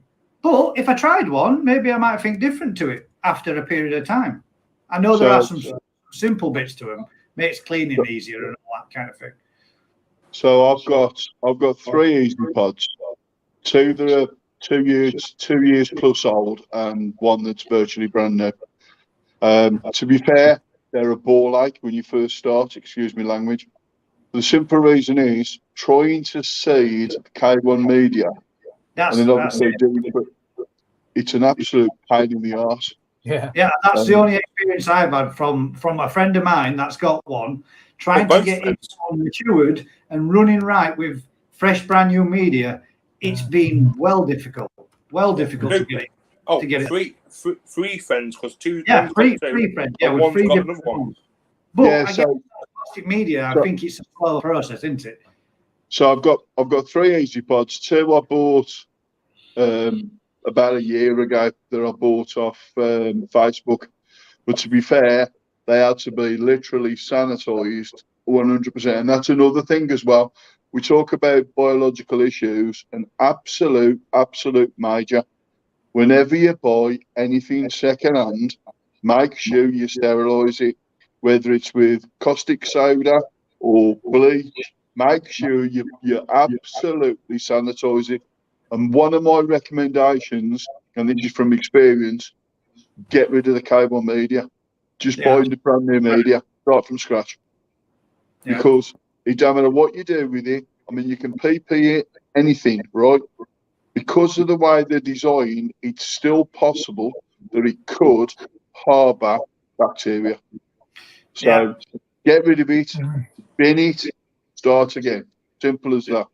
But if you're going to buy anything second-hand, and it doesn't have to be an Easy Pod, it can be anything, it can be pumps, it can be anything. make sure you 100% sanitize it before you use it. But like I said, going back to the easy pods, like I said, I've got 3, and they're absolute pain in the arse to seed. So what I'm doing now, and I've done this twice now, and it actually works quite well. I've got some pressure filters, so they're already pre-seeded. So what I always do is attach a pressure filter first, and then I go into the easy pod. That way, once it's then seeded, I can then take the pressure filter off and just carry on doing it that way. But people say that they can seed them in a couple of weeks. You can't. You really, really can't. You can PP them, which will obviously it'll break down the initial coating, and then potentially you can seed them that way. But I'll tell you one thing, right, and this is factual, okay, and I'm actually quite interested in this. So, you know, we talk about copies and stuff like that, and some people like it and some people hate it. You know, the film of oil that it always leaves over the top of the water. So if you think about it from a realistic point of view, that oil has to go somewhere. Yeah. So that oil potentially could go onto that K1 media, coat the K1 media, and you can't seed it with bacteria because it's got that oily coating on it. Rendered it useless. Yeah. So and then you've got to literally start all over again. That's why some people struggle with nitrate spikes and everything else, potentially, because they're using Coppins food. And to be honest with you, there's a lot of companies out there that say they're using their own stuff. A lot of it's Coppins. It's Coppins. Yeah. A lot of it's Coppins. Wow. Okay. Discussions again. So, I'm not going to go into names of companies, okay, but I know to at least 4 companies that say that they know it's their own stuff, okay, and it's Coppins. Coppins, yeah. But Mad Dog, go on. What you've just said about that oil coating and what did you say, nitrite level going up? Yeah. We know somebody. Yeah, we do. all the levels are perfectly fine apart parameters from are perfect. You couldn't figure out why. Just to whiz back to a few of these comments again, because there's loads coming in again. But I want to touch base on this because it's difficult not to. You and Gary are Skegger. So, right. That's one. Now, if you're joking, cool, fair enough. I'll have a laugh and a joke with you. Well said, Gaz from Kushtikoi. Tell you what, Mike, I must be the idiot. Next time you want a discount on a Verifone, go find another idiot to do one for you, brother. Don't bother ordering from me again. I'll just cancel your order. See, this is what happens when you have a joke that people don't take as a joke, mate. There's no need. It's not funny. It's not needed. Continue, and you'll be out, mate. Simple as. I'm not going to ban you, but keep pushing buttons and upsetting the rest of the community that's here just because you get shits and giggles out of it, mate. Then your ass will be out. Simple as. I'm not going to do that. I'm just saying. I'm not warning you. I'm just saying. There's no need. It's not wanted. It's not required. It's supposed to be a nice area where we can all come around and have a sit down and a chat and be constructive. Yeah. If it ain't, then there ain't no point coming along, is it? John Cope, great stream tonight. Time flies by. It certainly does, mate. It goes relatively fast when you're doing this. That is for sure. Well said, Mick. I do try to teach you everything I know.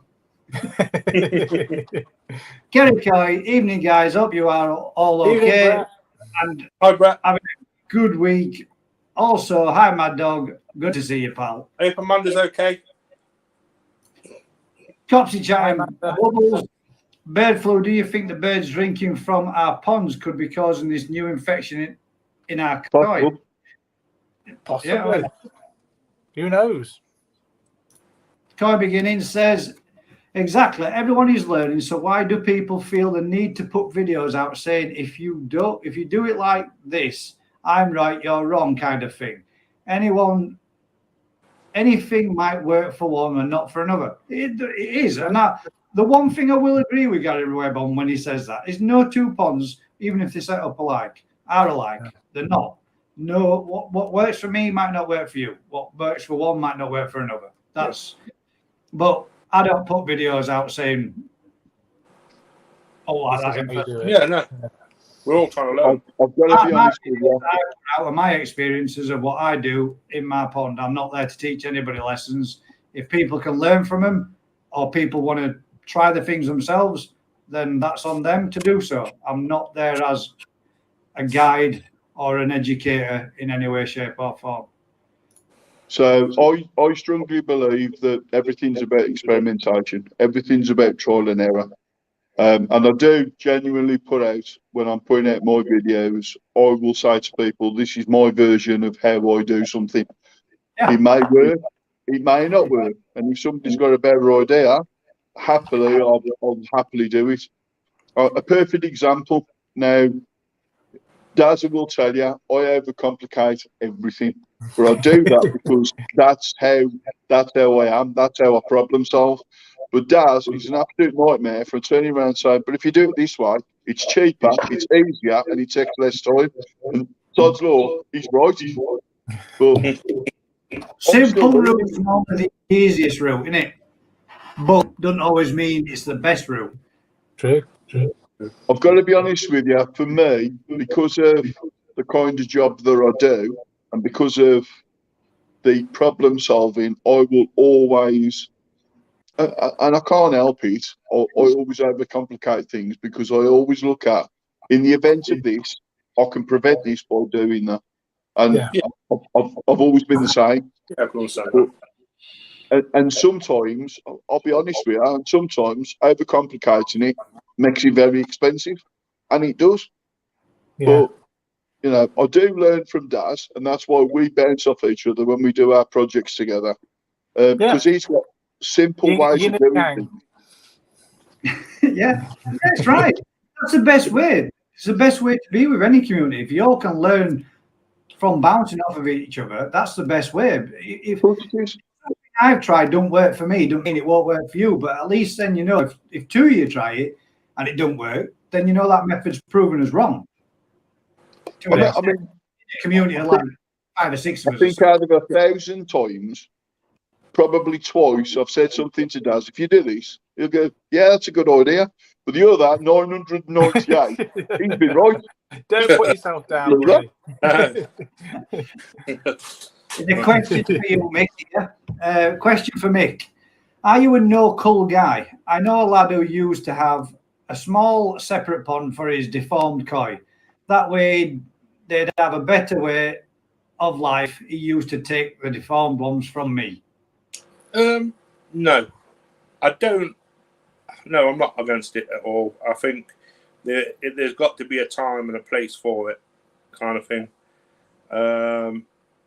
Yes, if there are slight little defects, yes, we will try. I'll try to rehome anything I can. But if they are major defects, yeah, it's going to impact on the fish's quality of life. It's got to be humanely euthanized. And the thing is, we can't always find homes for them, can we? No. And I mean, at some point when you've got somebody that wants to take your deformed fish, at some point the ponds are going to become full, and there's no more room for deformed fish to go. So you've got to have another avenue, another option.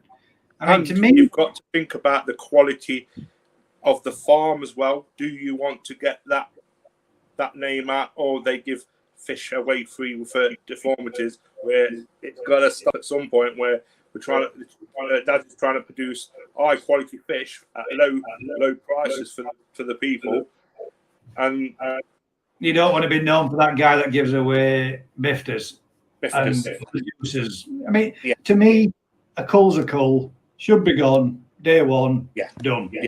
That way then, and my only reason why is then that way then there's no chance of that at any point going in and breeding with another fish that's got deformities, producing more offspring with deformities.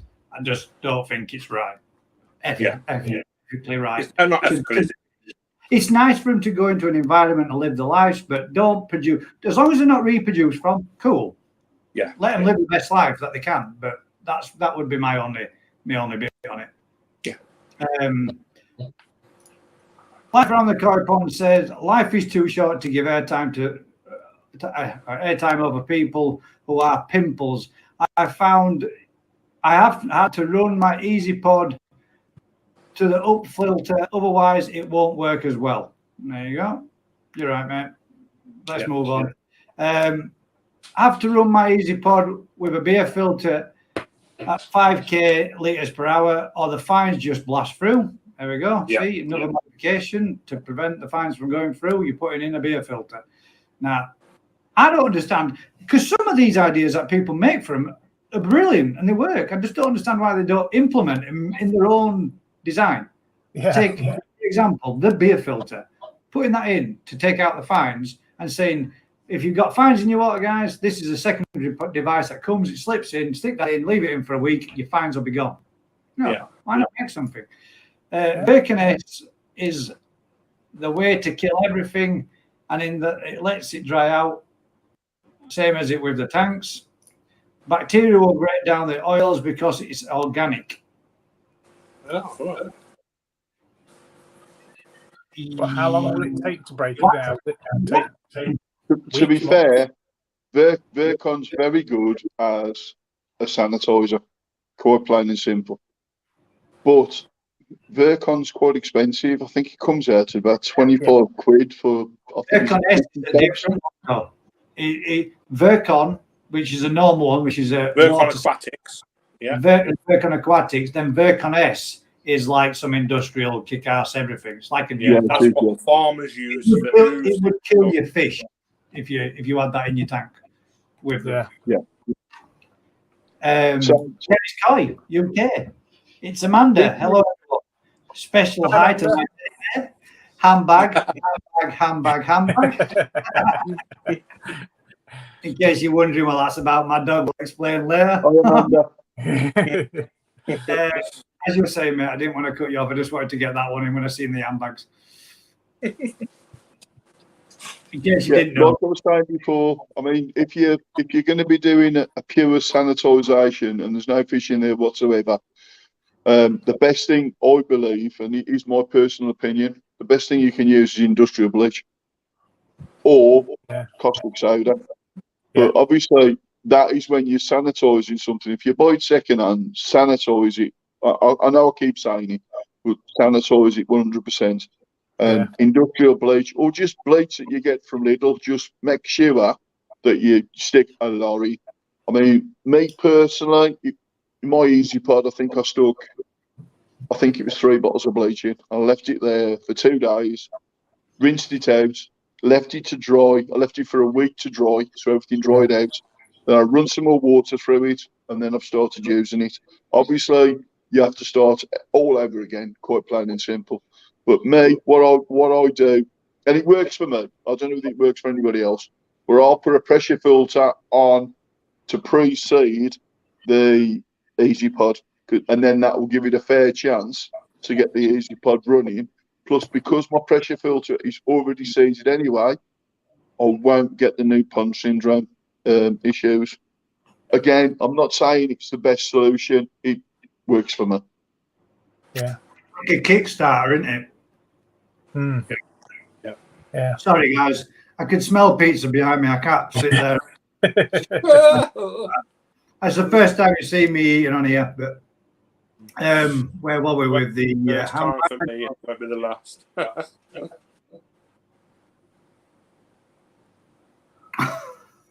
I can't even read that. It says, idiots can't sort his pipe work and kills all pass it on, guys. Pass it on. That one. Hi, Amanda from Skeggy. I've been your yo-yo lot. How are you, David? David. Evening, David. How's you going, mate? Skegster, Case, David Coy, late are you? He's obviously been really busy today. This is hard as shit to read David Coy talk. My pond is now full. Everybody's wondering where the vast majority of some of Daz's fish have gone. Now you know. They're there. You've got that picture. You've got that picture of his screen, his pond thing. Yeah. Oh, the tank. The tank thing. It looks pretty cool. It's got. I mean, I've got the picture here. I've been looking at it. It's pretty cool what he's done. Yeah. Well, his pond's pretty cool. The way it's all lit up, anyway. Yeah. That's like a spinning rim kind of guy, isn't it, Cole? Yeah. He likes his bling. Yeah, and here's another one. Add a little bit more fuel to fire. Being busy, AI. Bought an easy pod. No one Make sure you sanitize it. Oh, he will do. David Coy will. He'll nuke it before it goes anywhere. To be fair, he says nobody likes it. I actually love him because of it's got a really, really small footprint. But to be fair, I mean, I've got an old system called the Bio 600 and the Bio 800, basically a cube. And to be honest with you, those systems are absolutely fantastic. But EasyPod's got such a small footprint that you can stick it anywhere. So, and to be honest with you, now they can retrofit the UVs to them. Though why, for the life of me, I can't work out. They never did it in the first place. I don't know. But you can retrofit now the UVs. I've done something on my channel so you can show you how to do it. For a lot of the new ones now, so anything that's 12 months or less than 12 months old, they actually come now UV ready. So you just unscrew the top, stick a retrofit UV in, and away you go. But to be fair, there's no difference between buying an EasyPod with a UV already in, or buying one and then fitting a retro. It's probably a £3 difference between the two of them. You see, the thing is with most people, they have an EasyPod. Oh, I've got an EasyPod. It's the only thing I run on my pond. Then you check out the pond build, and they've got a bio chamber outside of it. And then it's going through a backy shower, and he goes into a pond, and everybody goes, but it's keeping my pond crystal clean. No, it's not. All three of the devices are, not just the EasyPod. I will say right here, right now, I will not use an EasyPod on its own. I will always have something attached to it in some shape or form. Because on their own, it takes that long to seed. You just have more issues, and you think it's sound, but to be fair, I've always stuck something with it. You've always to be on the safe side. I mean, I've put a bug filter on the end of mine, so I've literally gone from the EasyPod straight into a bug filter that then filters straight back into the pond, and I've done it that way. Yeah. Tony Barker with crying face, and then Skeggy with Tony the Laker. Stallion fish keeping and gardening, very true, guys. It's a touchy subject with some on koi forums. A few years ago, I thought I'd ask Mick. No one likes doing the culling, but unfortunately, it's part of the hobby. Yeah. To be fair, mate, we all keep koi, right? Every one of us and all those that go out there and sort out there to buy these top quality looking fish, imports from Japan, all over the world, wherever you get them from. They've all come from cold fish. So we're all guilty of it. Whether or not you think you like it or not, that cracking looking fish you've got in your pond has 10,000 of its brothers and sisters all got culled. Oh, yeah, selection, isn't it? Yeah. A wise man once said, a wise man once said, the needs of the many outweigh the needs of the few. You can adopt the same thing when it comes with fish. You've got a fish that's got a mark on it. Yes, you think, I'll give it a chance, and before you know it, man, you've got a pond full of infected fish. If that fish potentially had been culled in advance, you may not have lost the rest of those fish. And that's the point what I'm saying about the needs of the many outweigh the needs of the one. That's exactly that's my opinion, mate. Now, if it's proven wrong in long run, but that's exactly what I think as well. If you've got a problem, if you can quarantine it, fair enough. But if things clear up and that fish is gone, can you ever go back in?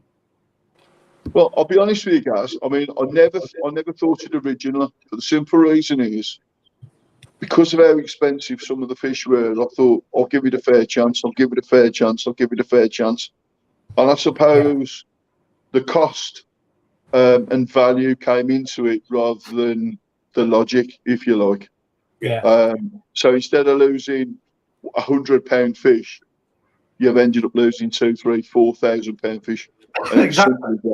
So although my mentality originally was, I'll give everything a fair chance, now I've had to face facts and look at, quite plain and simple, if I've got an infected fish, if I can quarantine it, I will. If I can't, I'll call it. Yeah. And I'd back you with that all day long, mate. 100%. It's only when you've been through the mill that you realise that is the only way. Amazon sell Virkon 29 quid for 50 tablets. I think you can get it for cheaper than that. I'm sure you can get it for either £24.99 or 25 quid. I'm sure you can. Oh no, we got hi guys, just got in from work, had a nightmare morning, pond half empty, so glad I fitted the float switch. You're welcome, mate. My pleasure. That just saved all your fish, bud, didn't it? Well worth putting it on. I do Virkon Aquatics for $24.99. If I remember, I must get a restock on it. Yeah. Whoa, David, lad, I've been here. Probably pronounced that completely wrong. I've been here, Graham. I've been your Graham. Third easy pod for me. Well, you're a glutton for punishment. Virkon is sheep dip, DEFRA and fish health inspectorate say caustic soda or Virkon is for sanitizing after KHV or similar.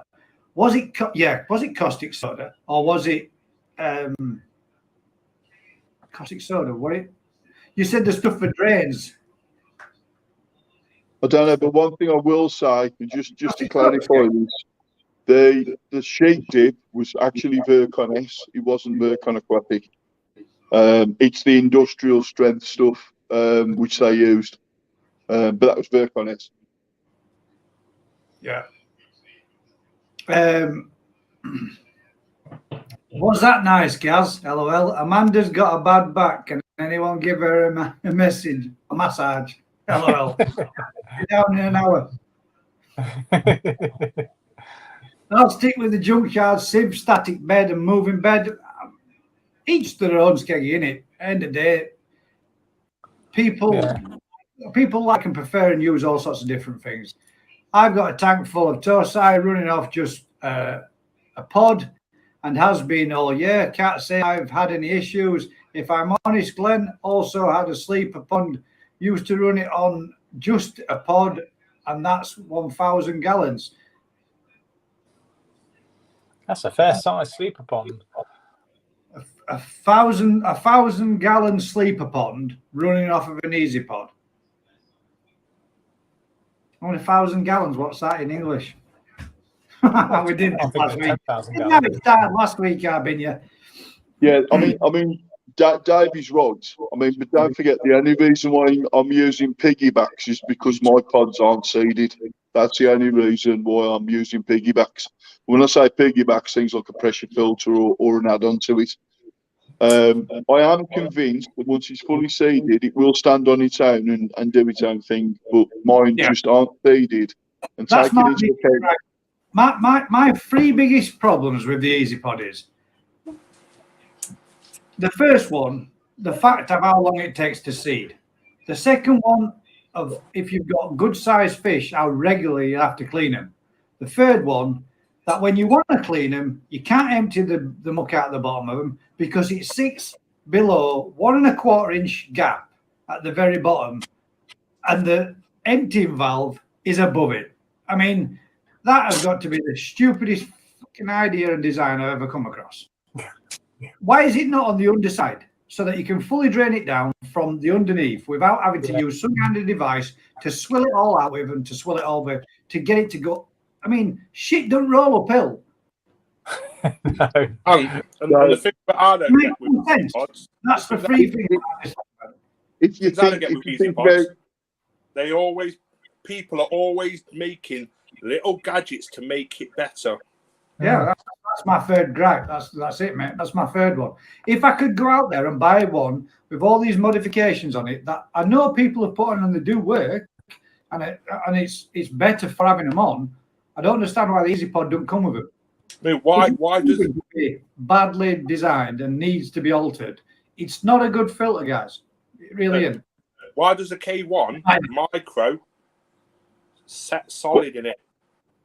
one thing I will say, and I am genuinely no expert when it comes to filtration in any shape or form.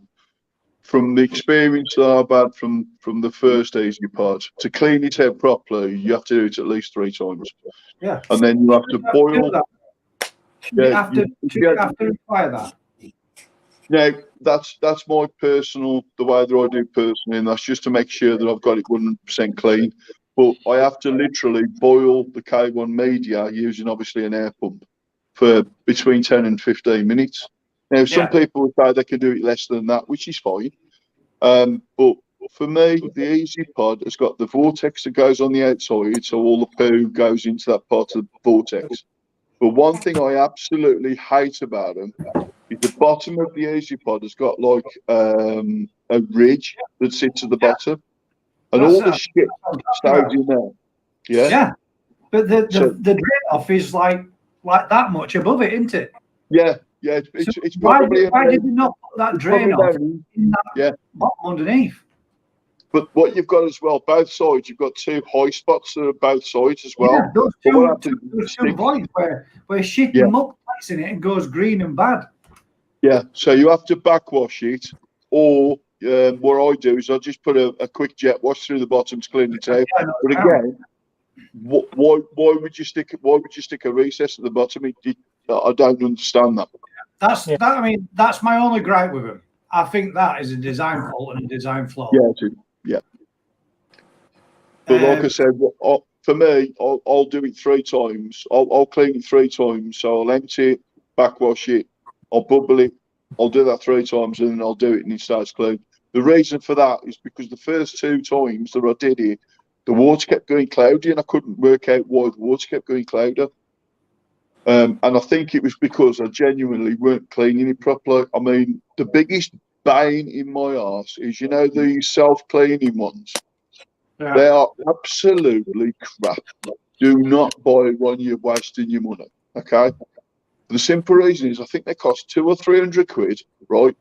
They over bubble it, so they're just wasting time and bubbling it for the sake of bubbling it, yeah? But they only clean once and then they restart. So it's just not cleaning it properly enough, you know what I mean? And from a personal point of view, I like cleaning the filters out. I don't know about you guys, but I do. I mean, I'm not saying that my filter system that I've made is good. I'm not meaning that it's better than an Easy Pod. An Easy Pod's probably better. Well, probably no doubt about it. It's probably better than what I've made. But mine keeps my pond clean. It keeps my fish healthy. I've not had no problems, and I made it myself.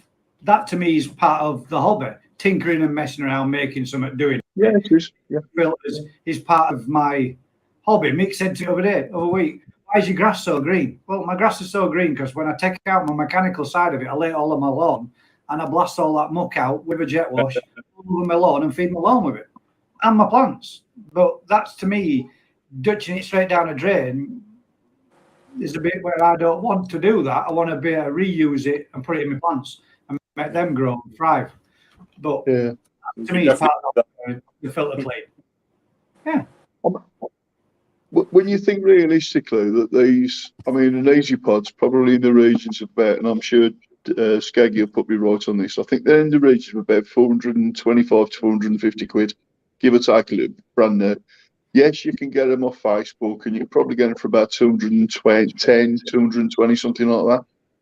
But there are other filter systems out there that cost less and are just as effective. So, I mean, it's like the 3-barrel system that Gaz has got. It works. It's fit for purpose. It does exactly what it says on the tin. The only thing for me, I find the 3-barrel system's quite messy when it comes to cleaning it. I don't mind cleaning them, but there's clean and there's clean, if you know what I mean. It's a lot more handy work to do mine than to clean mine than what it would be an Easy Pod, and I'm not denying that. But to me, every time I think, well, my filter system cost me 87 quid. I didn't pay 450 quid for it. That's the difference. And this is the thing. I mean, to be fair, and it's going to sound really, really weird, and people are going to have issues about this, right? But me, I swear by pressure filters, because I know they're a pain in the arse, but they do exactly what it says on the tin. The filtration does exactly what it needs to do, and the biological side of it, at the bottom of it, works. It's just all you got to do is make sure you stay on top of cleaning it. Yeah. As long as you do a regular on it, you're good. Yeah. Yeah, I use loads of pressure filters. Yeah, you've got loads of them, haven't you? Yeah, work brilliant for the smaller fish. Not a problem. I just touch on this, which Skeggy said here. I spoke to the EA rep. He says in reality, an Easy Pod will only do 6 to 7k litre pond with koi. Yeah, that's from EA's rep. So yeah, but how many koi are we talking? Are we talking 3 or 4 koi? Are we talking 40 or 50? Because I'll be honest with you, I genuinely think that if you've got upwards of 15 koi, decent sized koi, I don't think an Easy Pod will cut it. Yeah. On its own, I don't think it'll cut it. 2 to 3 or 4 cleans a week on it to keep up with it. I mean, and to be fair, these Easy Pods, they have a sweet spot for the cycling.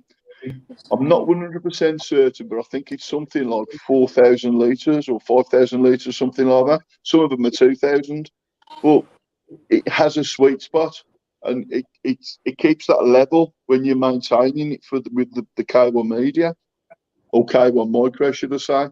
But if you look at it realistically, probably the average pond out there is probably about, what, 4,000 litres, give or take a little bit.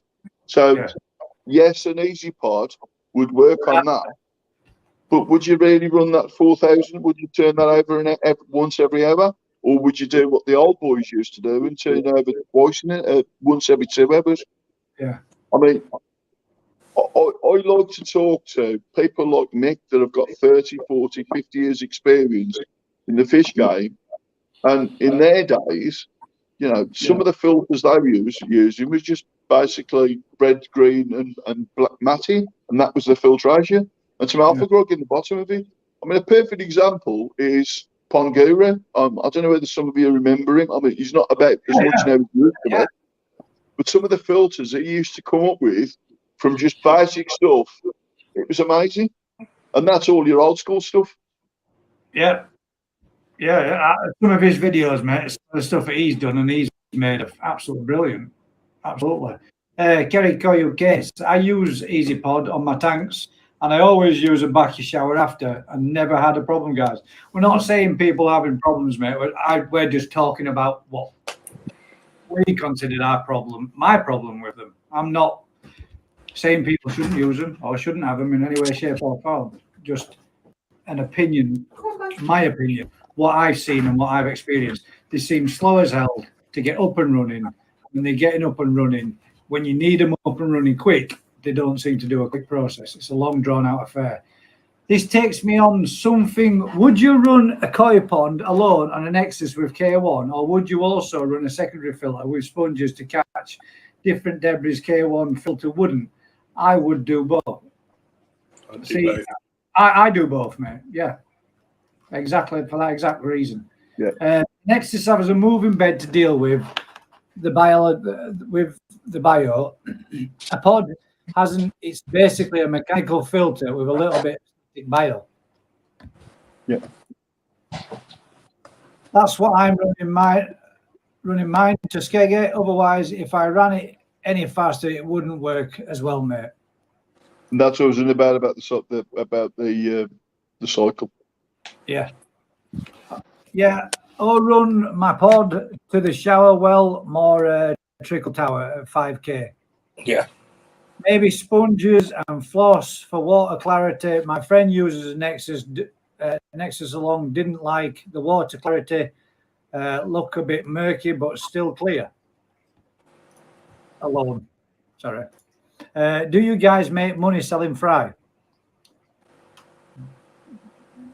Yes and no, but You couldn't retire on it, that's for sure. No, yeah, I don't because I don't sell fry. No, we don't.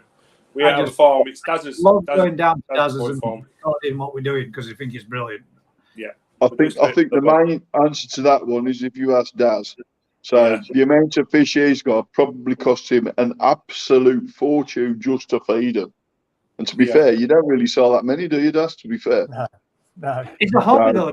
It is at the moment. It's an extreme hobby. hobby. Doing it. It's working through the progress or the process of having it as a hobby till eventually you can produce good enough koi to sell. Once you can produce the bloodline and keep repeating that, that's when you start making it into a business. I'm going to throw a cat amongst the pigeons now in the way that I'm going to say this. So the term hobby is what it's all about. So it's about the enjoyment of the fish. It's the enjoyment of the friendships that have been created through fish. Yeah, exactly. Yeah, absolutely. For me, from a personal point of view, it's not the satisfaction of selling fish. It's a satisfaction of the smile that you put on somebody's face 2 years down the line that goes, look at the fish I've had off you. Yeah, exactly. Yeah. Do you put a value on that? Well, I don't know. I mean, but me personally, I'm not in it for selling fish. I'm in it for the next generation of the fish that we produce. Yeah. So, yes, I mean, so there's a lot of ideas that are happening at the moment and about reverse the fish genetics back to the old days. Back in. Yeah. And it's that kind of thing that I'm getting more and more interested in. So what I want to be able to do, so Daz give me some, is it Miracar Pro you give me, Daz? Yeah, the crosses, Yeah. So what I'd like to do further down the line is once they get older and more mature, is maybe put those with a Kahaku. So then, obviously then, the genetics and the hardware of the Miracar will then be incorporated into the Kahaku, which will give you the colours. So you'll still get the colours, you'll still get the fish. At the end of the day, how many people have we spoken to in the past and that says, yeah, I've got a load of Japanese fry here. They're all brilliant. They're all Japanese. No, they're not. They're bred in here. They've come from two Japanese parents, but they've been bred in England. Yeah. Does that make them a Japanese koi, or does that make them an English koi bred by two Japanese parents? And that's the thing. Yeah. So I mean, I'll be honest with you. The amount of people and the amount of advertisements that we see is Japanese Tozai fry and Japanese this and Japanese that. Yeah, they are, as long as they come from the parents.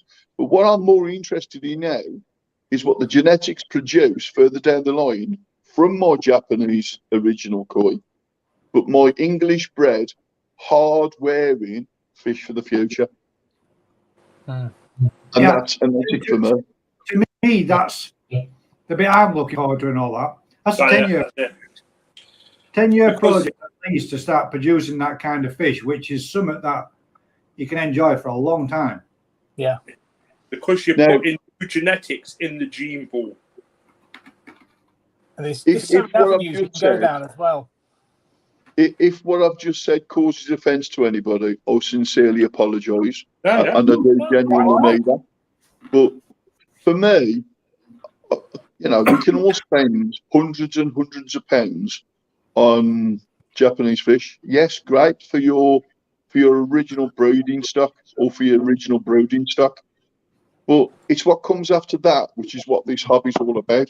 It's about what have you produced as a person? So what has Daz's koi pond produced 2 years down the line? What has Gaz's koi pond produced 2 years down the line? what's mixed pond produced further down the line. Even better, what happens if all 4 of us have a fish from completely separate gene pools that we then create another one, and we might create another fish or another type of fish that we can all enjoy. It may not be pure, but it would be an enjoyment. So you can see that. Can we just have a question first now, though? Can we say it doesn't resemble a squash tomato or a squash banana? No. Yeah, exactly. Anything else, I'm good with. Yeah. They've been deselected. But the thing is, with what you're doing, with that, what Daz is doing, and you're doing, Mad Dog, you are making a new gene pool. Where if you think strengthening the gene pool, the gene pool. Yeah. You're not making a new one because it's always going to have ancestral. Yeah. But if you think though, all these koi in Japan are from the same gene pool.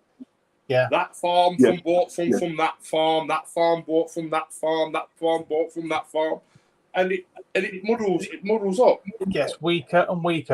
How many times have we said that the more complicated the pattern on the fish, the weaker they seem to be? Yes. Yeah. Gary, really through breeding. 1,000 gallons is 5,000 litres, which means that pond of yours falls right in the sweet spot, Arbinia. Yeah. Verconess. The S is important, guys. I know that's why I stuck it in on the end, mate, just to make sure. Mad Dog, I did put Verconess. Gaz just didn't read it. I did. I actually said Verconess. He did, yeah. Don't make me do it, Skinny. Don't make me give you the award. Is the S for cheap? Don't forget, I've got hearing aids and I'm trying to rely on what everybody's saying, and the writing is that small here. I need to put glasses on, and I do look really strange with glasses on. I've got glasses on. I still can't read it. Yeah, a bit of an important message. This is where people are killing fish. People say Vercon and don't differentiate between the S and aquatic. Yeah. If you're treating your pot with your fishing, guys, it has to be aquatic. Vercon S will wipe everything out and nail them. So be careful. Make sure you buy Vercon aquatic, not Vercon S. Vercon S is for industrial cleaning of something empty, no stock in it. Yeah. And like oof stock, isn't it? Yeah. Chico says, what is the best brand Very Pump? And as there is so many brands, has anyone found any difference? We've touched on this before, mate. Pretty much it's one manufacturer that makes near enough all of them. They just get branded up and wrapped up with different labels on them. Majority, not all, but the vast majority are very, very similar. The main manufacturer. One question I am going to ask though, because this is confusing the hell out of me. These variable pumps, so I've got 2 Evolution Aqua 20,000, right? Well, I've got, If I turn them down to 10%, okay, or it says 10 on it, does that mean I'm running it at 2,000? Yes. Because I don't know. Yes. But I can actually take mine down to 1. You can, yeah. So is that 200 litres I'm feeding it? Yeah. Is that definite? Because there's nothing anywhere that says anything. I've looked at the manual. It would be, won't it? I mean, well, I'm running mine at 85%. So that's 18,500. 500. The Skegmeister would know. If I'm right, I believe so, because I've always assumed with mine being a 10,000 litre, I can take mine up in 10 different steps, which means I assume that to be 1,000, 2, 3, 4, 5, 6, 7, 8, 10. Is that the Jebra? Yeah. Yeah. So I've got a Jebra 10,000, and you're right. Each step is 1,000. So you can take it down as low as 1, or you can take it up as high as 10,000. The problem I've got is that with these, with the variable pumps that I've got, it'll tell me that I'm using, for argument's sake, 51 watts. But it's only running 1%, or it's running 1% of the total flow. Now, if that's the case, then it's I'm finding it really confusing, and there's nothing on the manual that actually says. All it says is the wattage and the percentage. That's it. I think if they gave a little bit more, then wouldn't it? It would be. One would be 200 litres, wouldn't it? I would have thought 200. Yeah. So me and Dad was having this conversation when we was on the Isle of Arran. So I was under the impression that 1% is 200 litres. Yeah. But 200 litres, I'm using 51 watts for 200 litres, which don't sound right. Does that make sense? Yes, it does. Yeah, it does make sense. It's a large amount of water. So when you think you've got pumps out there that are 2,000 litres an hour, yeah, but they're only running at 35 watts, then does that mean I'm running 200 for twice the amount of power on an Evolution on a variant pump? Yeah, and that's opposite to what the Evolution is supposed to do, isn't it? It's called Evolution Aqua Veriflow Pump Eco, but on full bore, it's 190 bloody watts. That ain't eco to me. So my 20,000 on full power is using 190 watts. Yeah, that's and what yet my Pond Expert 16,000. Okay, so it's slightly less, but it was only using 85 watts. Don't figure. So that's another debate further down the line. That's next week's debate. Let's talk. Well, remember that, guys. We're in touch back afterwards. I'd have an easy pod or a free barrel system any day. I'm honest, guys. Well, that's you, mate. I would have a free barrel filter system or an easy pod. So that's what makes it more enjoyable, isn't it? Of course, isn't it? If we were all the same, mate, and we all like the same things, it'd be a shit-ass boring world, wouldn't it? And there would be no other products because we'd all be walking around in a little grey world, in a little grey hat, in a little grey car, and living in a little grey house. Yeah. What makes people different, bud?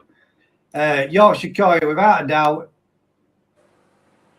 Oasis and Iowa thought they actually give the flow rates on the box. I've got a pod, totally agree with what you're saying. My old pressure filter was better and half the price. See, this is it. See, right there. Davy Coy, I think is brilliant. Wouldn't have anything else. Wouldn't have a free barrel system. Cushy Coy, got one, don't like it, prefers his old one. I mean, if you think about it, the pressure filters now. It's like I wouldn't have a BMW. If I remember rightly, and I'm sure somebody will put me right on this, I'm sure about a 12,000 litre pressure pump now is it's less than 100 quid.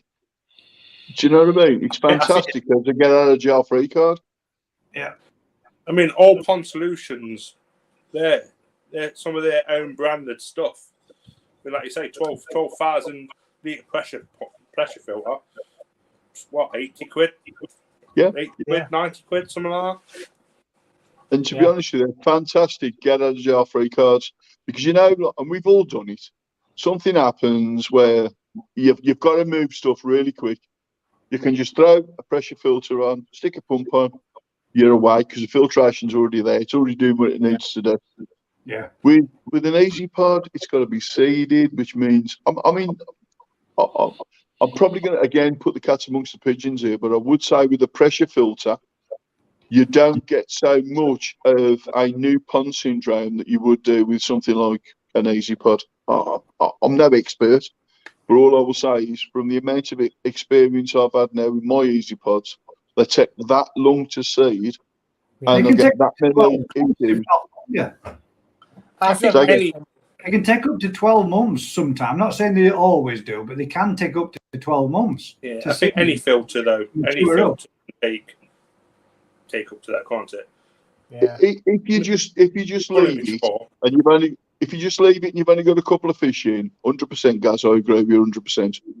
If you use the bacterial liquid and you've got enough fish in there to poo for England, it'll probably, I would say 3 months, 2 months maybe, but it's still a long time, and you're in 12 weeks, anything can happen.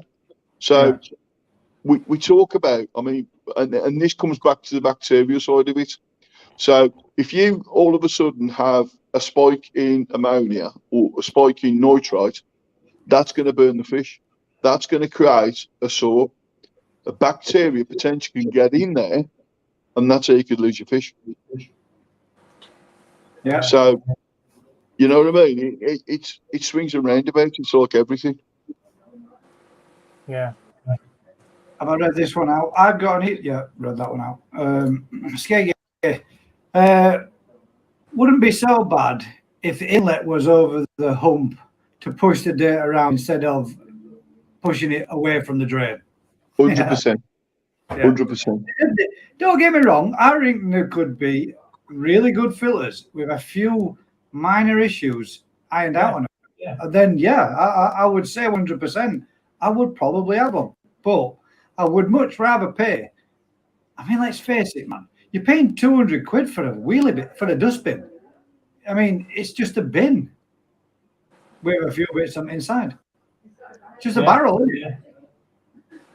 So there is one way you can get round it, Gaz, with the trough, but again, you have to modify it, which is one of the main things. So on the Easy Pod, on the inside, it's got an airline where the holes point downwards. And that's what bubbles up all the media. So I'm experimenting now with the same principle, but on the outside in that trough. So what I'll do then is, when I'm cleaning it, I can then attach an airline to it, and I can bubble it up from the outside as well. I'm not saying it's going to work. If it does, then obviously I'll put that on the channel. Yeah, well, it would do though. It should do, because it works on a vacuum on in the pump when you've got your air pump next to your pump, so it causes a vacuum. So as soon as you turn that air on, it's going to cause a movement like a mushroom, innit?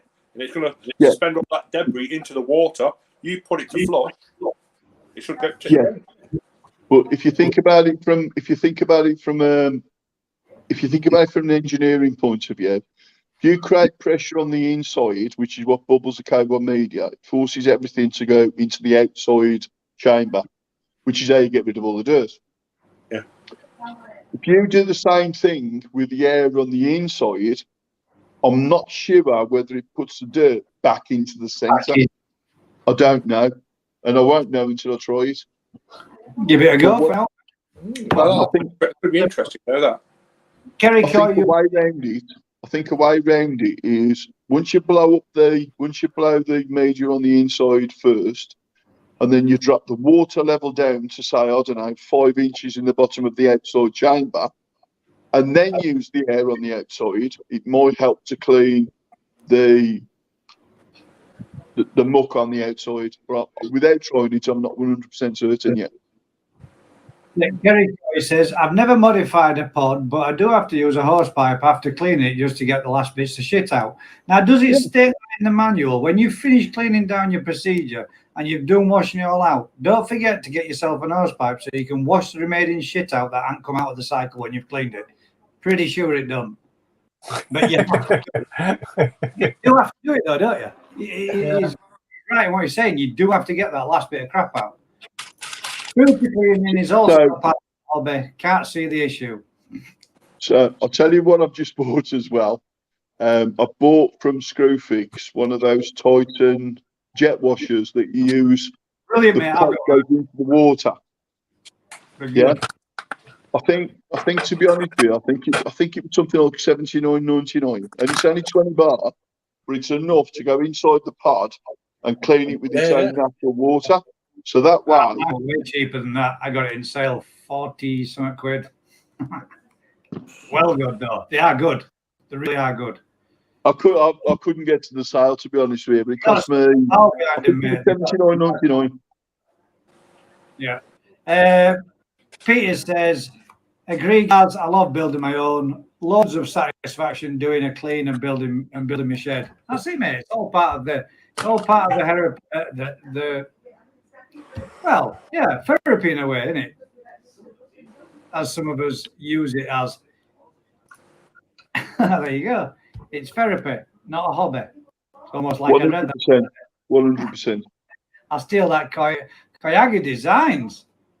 Now, there's a face I haven't seen for a while. Yeah. All right, Koyagi. In your back, mate. All right, mate.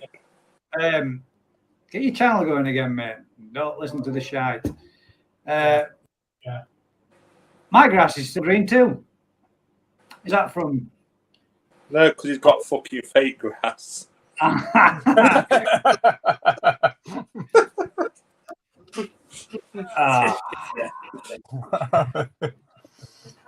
start my K1 micro while I'm boiling it, and it takes me one flush. Another thing, I googled hosepipe water to clean filter meter. It says it does nothing to harm the health bacteria. Hosepipe water doesn't, but the chlorine definitely does. So in Wolverhampton, the chlorine is, you can smell it, you can it's really, really strong. So the chlorine's designed to kill bacteria. So I wouldn't do it where I am in Wolverhampton, definitely not. It'd just kill everything. Look again, my grass is always green, it's plastic. You can see grass, your pond's not big enough. Easy pod don't take any longer to mature than anything else, in my opinion. Well, I know somebody that's had one for 6 months and it still ain't right. That's a long time to be running for a filter system. I've just got an easy pod on an EA 10,000 running at 40% on a 500-gallon grow-on vat with 12 toes, and I'm having to drop it twice a day, else it's overflowing. There you go. So they're really good out. 12 toe side. Can't handle 12 toe side. Because, oh, Daz, where's he gone? Come here. Oh, that. You just switch places. Bloody hell. Alpha grog, gravel, then went up We're playing switcheroo. Would be way too advanced. LOL. There's too many wholesalers selling koi for cheap. Most people are hobbyists. You can't compete with them. Even if you tried, you'd be broke. Yeah. Well, listen. I bet everybody said that to Adam Bayer, mate. I bet everybody said that to New Forest Koi. But look at them. They're doing it. Everybody's going to start somewhere, mate. And if you don't have a go, you never know, dear. I've got some 2 Mad Dog, and that's it. What I'm doing with them, mate, oh, damn it, Daz. Bloody hell. Damn it, we're doing way too many of the bloodline breed stock. Yeah. Good job, we kept the best ones. Yeah. Genetics back into the gene pool, and they are growing like crazy at the mint, Daz. They are. Send us some videos, mate, so we can have a nosy of them. See if you've got one as big as. Yeah. Steal them. Yeah, right there. I'm not going to say that. See if you've got some as big as Daz's mirror car. Sounds better. I'll tell you what, though. One thing that's because I do my own koi fry mix.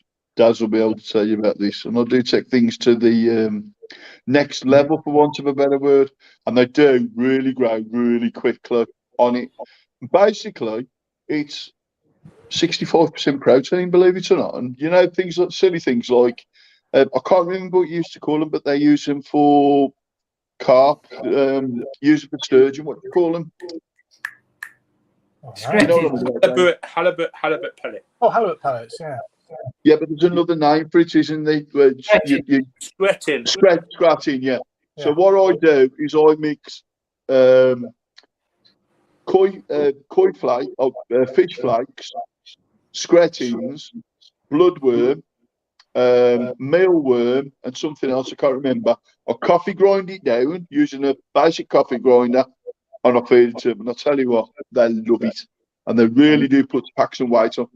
Yeah. Right, Mad Dog. I don't know if you know this. Your bloodworm, are they freeze dried? Yes, they are. Oh, yeah. You don't. Yeah. I will not use because obviously the issue with bloodworm is what's in the stomach. So I normally get mine from I normally use eBay, and I'll just get the bloodworm freeze dried pellets, and then I'll grind everything down so everything's a dry. It's a dry mix basically. So yeah, and mealworms the same. I do exactly the same with mealworms as well. Like I say, don't ever feed freeze-dried bloodworm on their own, or blister-packed bloodworm, unless they've been radioactive treated, because they do cause issues. Yeah. Well, I'll tell you what, I'm packing on some weight as well, and it's cheaper as well, believe it or not. So by the time you put all your mix together, it's actually cheaper. Did you give Mad Dog an Asagi as well? No, Say again. I don't know actually. It's a bit late in the game, unless he's already got one. Well, we can sort it out with one. Oh yeah, I tell you now, mate. These Asagi are. Got some nice Asagi, mate. Proper good ones. They're spectacular, mate. There we go. We've got an home. Look, it's a good job I mentioned it, Daz. I'll take all the squash bananas. Sweet. Yes. Just so happens they've all gone in with your mirror cap, so you were having them anyway.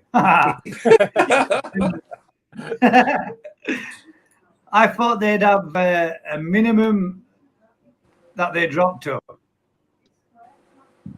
Yeah, 1% of 20,000 is 200. Thanks, I thought Dad. they'd have a minimum drop to them work the percentage from there up to the maximum. Yeah. So yeah, you was right, Mad Dog. You was right with that one. In the country, you missed then, Gaz, if they were all the same. LOL. All right, sorry, mate. My bad. Some very pumps will only go down to 30%. I don't know. For some reason, mine goes down to 1, so I don't know whether I've got a dodgy one or not. No, when I'm doing a filter clean, I drop down to 5%. So Yeah. when I do the clean again, I'll try to take it down to 1% and see what happens. Yeah. I'll let you I'm still getting, and that's the bit that's confusing me, because I'm getting a decent flow from it at 1% as well. It seems more than 200 litres. All pond solutions, cheap and good, can rarely use them two words together. But you're right, Mick. Yeah, they're not bad. They're, like I say, all pond solutions are. Well,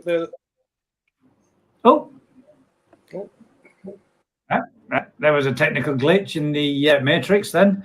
The pond expert only go down to 30%, says up north Joy. Sigh. Okay. When you are running at 1%, they are efficient. The most effective range on the EA Varipump is 50%. So they're inefficient. Okay, so that means I'll be running to 10,000, which is quite a bit, to be fair.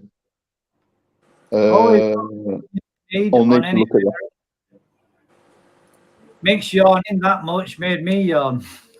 We're keeping you awake, mate. No, mate, you're all right. Any filter takes that long to mature from new nitrogen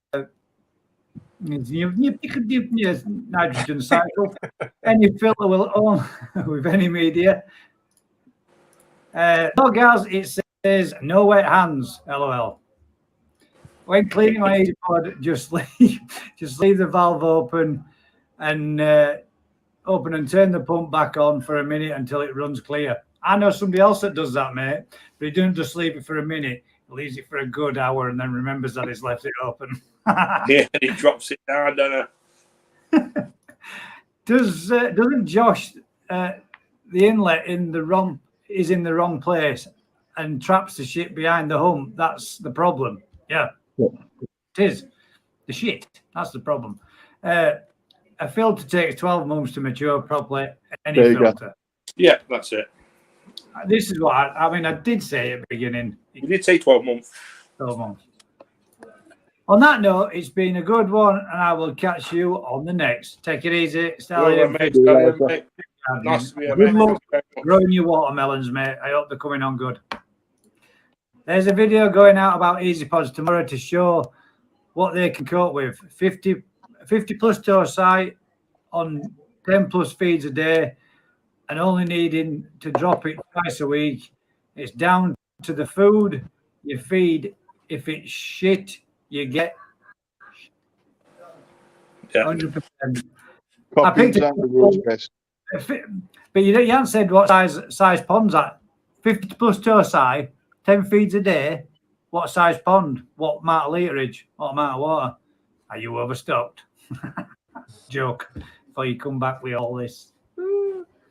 Like everybody else seems to do whenever I say, oh, we haven't used the bullshit statement of the week this week. Gary Webb will be pleased about that one, as he seems rather offended by the bullshit statement of the week. Get a 10,000 dairy running at 40% on an easy pond, 5,000 litre pond. Is that okay, Skeggy?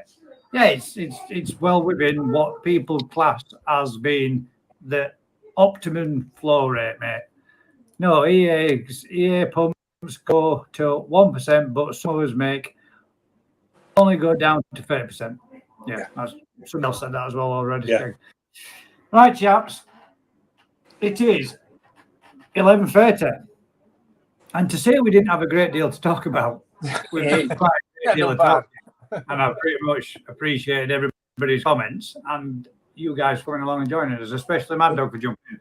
Yeah, thanks very much. Again, as we have said, and as everybody has, if you can do me a huge favour, actually, before we do go, I don't know. Oh, damn it, I can't. Check Mad Dog's channel out for us, guys. Go give him a like, share, subscribe, and all the rest of it. Ring that bell for his notifications and help him get his levels up a little bit.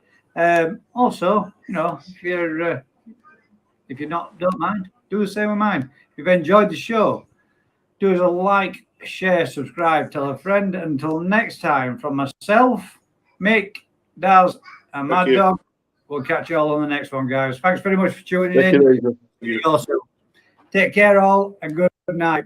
Does the bullshit of the week go to Google with the hosepipe? I love these last little reminders.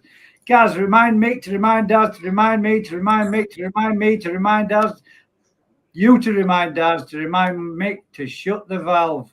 And on that note, we'll catch you all on the next one. Catch you all later.